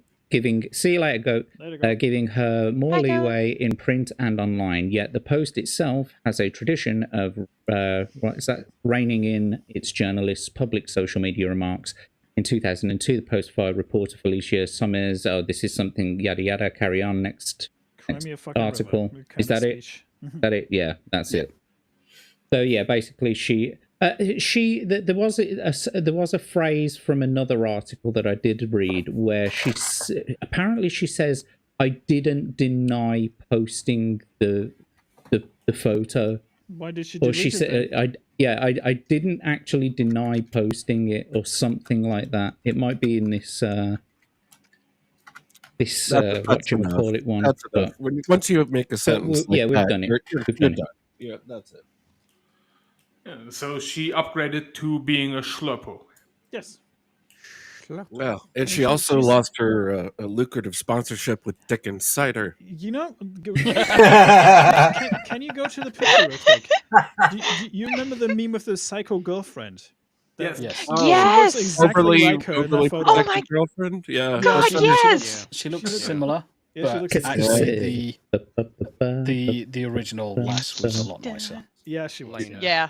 Yeah, the real girl is nice. The real girl's really nice. Yeah. Hey, Stasis. Hello. Immediately changed screen. He finally woke up. Yeah, I'm just going to rejiggle everyone. We're going to start wrapping it up now, guys. We're going to start wrapping it up. Oh, just I saw what you were trying to do there, Tomby, with the Telegraph article. The easiest way to get around that Telegraph article is when you go into the inspector at the top right of the you'll see the little cog. Yeah.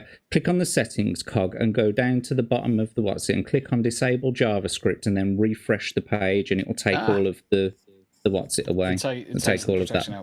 Yeah, the protection out. Yeah. Cool.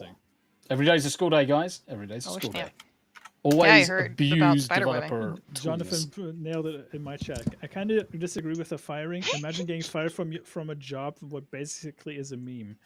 I mean, well, she's a walking meme herself, isn't she? Yeah.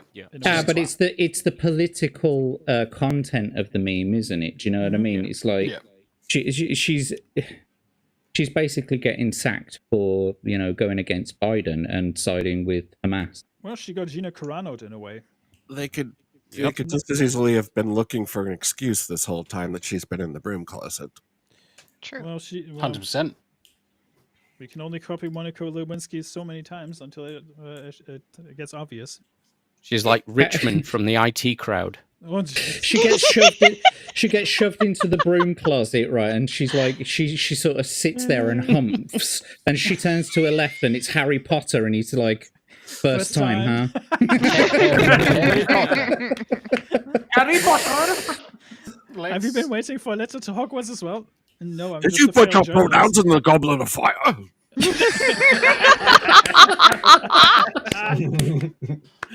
Oh my god. Okay. Good night. I'm here all week, folks. That was good. Hey, we're paid professionals. We totally Right, are. you're going to go You're around paid. the room. Right? Usual stuff. Bacon peanuts. Let's start off with Screw the DJ. Hello. Well, you can catch me here on the Wednesdays on Hump Day Chin Wag, Thursdays Dames and Dogs.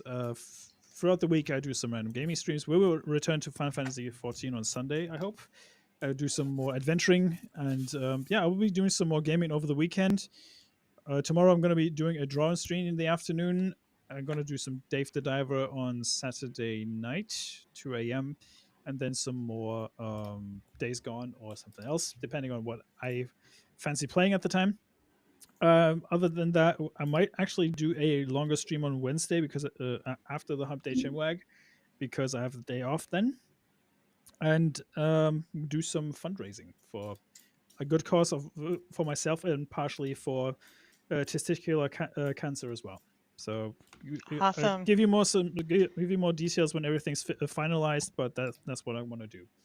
So days. But testicular cancer is a bad thing. Why do you want to raise money for it? So I can fund it. Oh, against it. Sorry. Lol.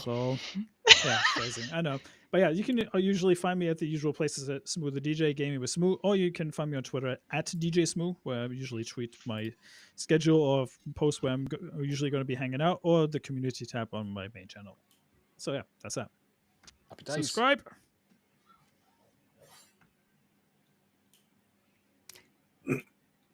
Here we go. He's just gonna sit there and grin the whole time.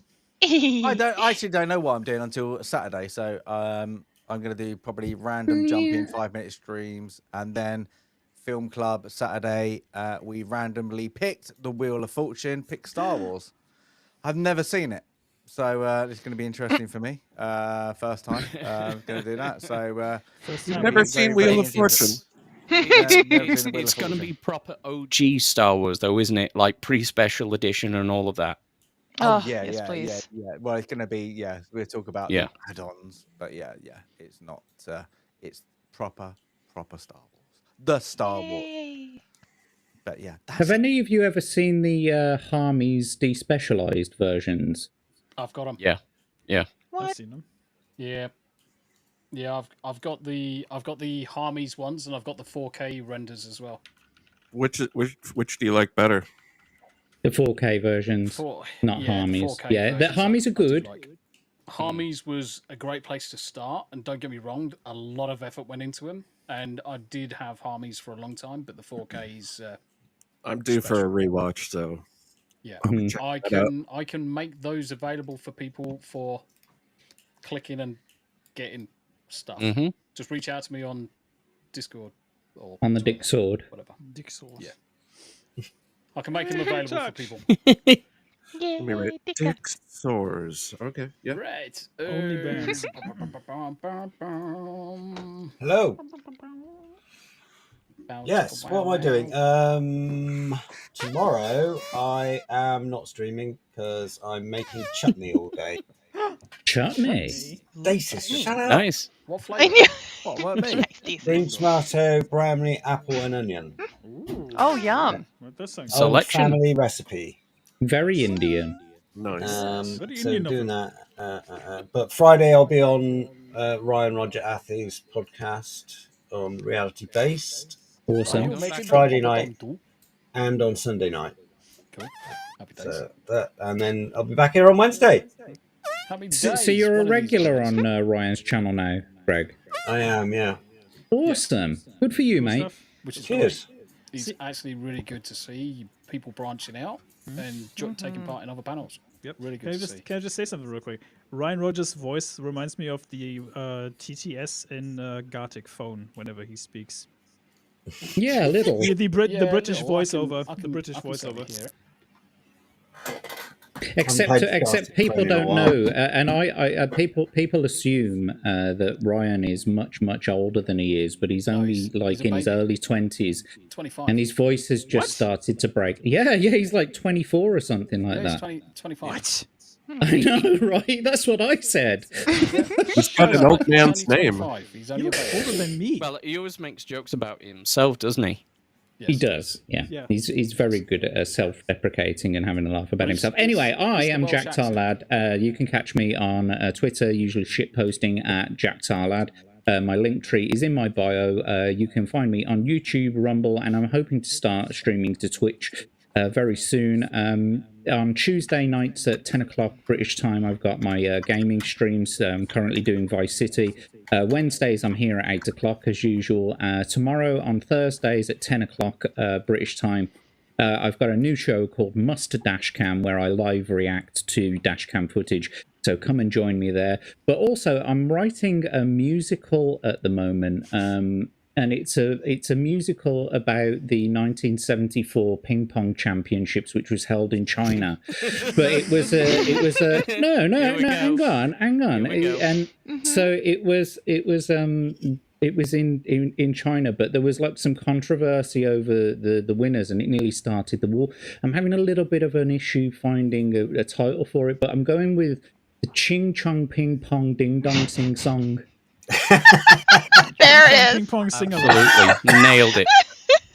Starring X-Ray Girl in every role. I think it's got legs, mate. I think it's got legs. I'm so weirdly proud of you right now. Yeah. I think 100% that will work. Totally. Right. Hairy Enema. I mean, what else is new? Next week we here again. In the meantime, shitposting on the Twitter, making fun of idiots, specifically Ubisoft, because they will never fucking learn, and most likely end up getting bought out by the fucking Gilmont family and Tencent. Please, and then fucking fire all of them. Like nothing of value will be lost. And if they actually don't, and fucking Assassin's Creed releases next year, then oh boy, at least one of us is going to have fun, and it's not going to be Ubisoft. So yeah, monetize the fuck out of it. I wish, like, if I get to monetize Ubisoft's downfall and or Assassin's Creed Shadows releasing, well, you bet your ass I will. In the meantime, though, it's the usual business, shitting on people. Good. Hey. Still working on things in the background about possibly being a panelist on some other shows as well. I'll be here next week. That's pretty much it for now. Happy days. That title. Yeah, it gets me every time. Hi. Let's see here. So of course, no surprise, I'm behind on things that I thought was going to be done by now, but I made a blanket. Awesome. So I have the pattern for that. I'm working on getting that up and available on the Pine and Cauldron website, but I've run into a whole multitude of issues because it also includes some instructional videos and such. So that's a whole thing. But that is on its way. And instruction for willy warmers. Wogget warmers. Wogget warmers. So yeah, that's on its way. We're slowly getting stuff set up for streaming, but I need to stop giving projected dates because clearly I keep missing them. So eventually I'll get stuff done. Eventually. It sounds good. Yes. So don't forget, everyone, go to pineandcauldron.com. Oh my god, I almost spit out my water. Adam Gray, what's coming up for you, Shah? Oh, that's me. That is you. Well, this has been a busy week, but every Friday you can catch us on YouTube and Rumble and Twitch for B-Sides, the hilarious comedy show where we live stream a public domain movie and YouTube shuts it off even though no one owns the rights to it. We do a riff show that's very similar to Mystery Science Theater, and we're also working on a couple different studio-style edited shows right now in the background. Very cool. We are at B-Roll Stage on every platform in the universe, so give us a follow. And we hope to see you there Friday night, 6 p.m. Pacific time. Sounds awesome, my dude. Sounds awesome. Thanks for having me. No, you're more than welcome anytime. I'm looking forward to getting you back. Right. Just subscribed. Yes. Everybody just make sure you subscribe. Cheers, Right, everyone. okay. Yeah. Thank you. I'm going to show that. I'm going to be playing Baldur's Gate 3 as usual in a minute, but I wanted to share this because I had some good news. You got news for us. Oh, did you really? You got a penis enlarger? Yes. He's affiliated. Affiliated penis enlarger over on Twitch. Penis! Yay! So yeah, that was Finally! Yay! Well done, mate. Finally. Yes. Finally. That's fantastic. And especially considering I had to take the month off of September from streaming because I realised the numbers were just shit. Yeah, but it was the right call, though. You got it. Yeah. Quickly turn around. Dealbreaker's actually going to be starting his Twitch journey this coming Friday as well. So awesome. to steer him in the right directions with the lessons learned. But for myself, I'm going to be playing some Baldur's Gate 3 in around about 5 minutes. So until then, guys, it's been an absolute pleasure. Chat. Thank you very much indeed. Are you doing Team Thursday? Anything? I've got Party Animals queued up for tomorrow. Okay. So 2000 tomorrow evening, UK time. If you want to play Party Animals, drop into Discord. You're more than welcome. I know Yanni's definitely playing. Greg's definitely playing. Yeah. I'm going to try and get Steve and some of the other guys, some of the usual suspects, but you're all more than welcome. And if you've got a game... Is there a player limit? 8. 8. Okay. Yeah. But we normally rotate people around anyway. Yeah, exactly. I can wait and you can hop in. Oh, they got the new racetracks in as well. Yeah, exactly. Yep. Yeah. They've got the new Nemo racetrack, so Nemo race. It's going to be good. Until then, guys, you look after yourselves. Thank you very much for joining us. Smash the like. All of the people's socials are in the description. That includes their YouTubes and their Twitters. So Twitters even. So make sure you go and hit them up, like, share, subscribe, and all that good stuff. Stay golden. Bye.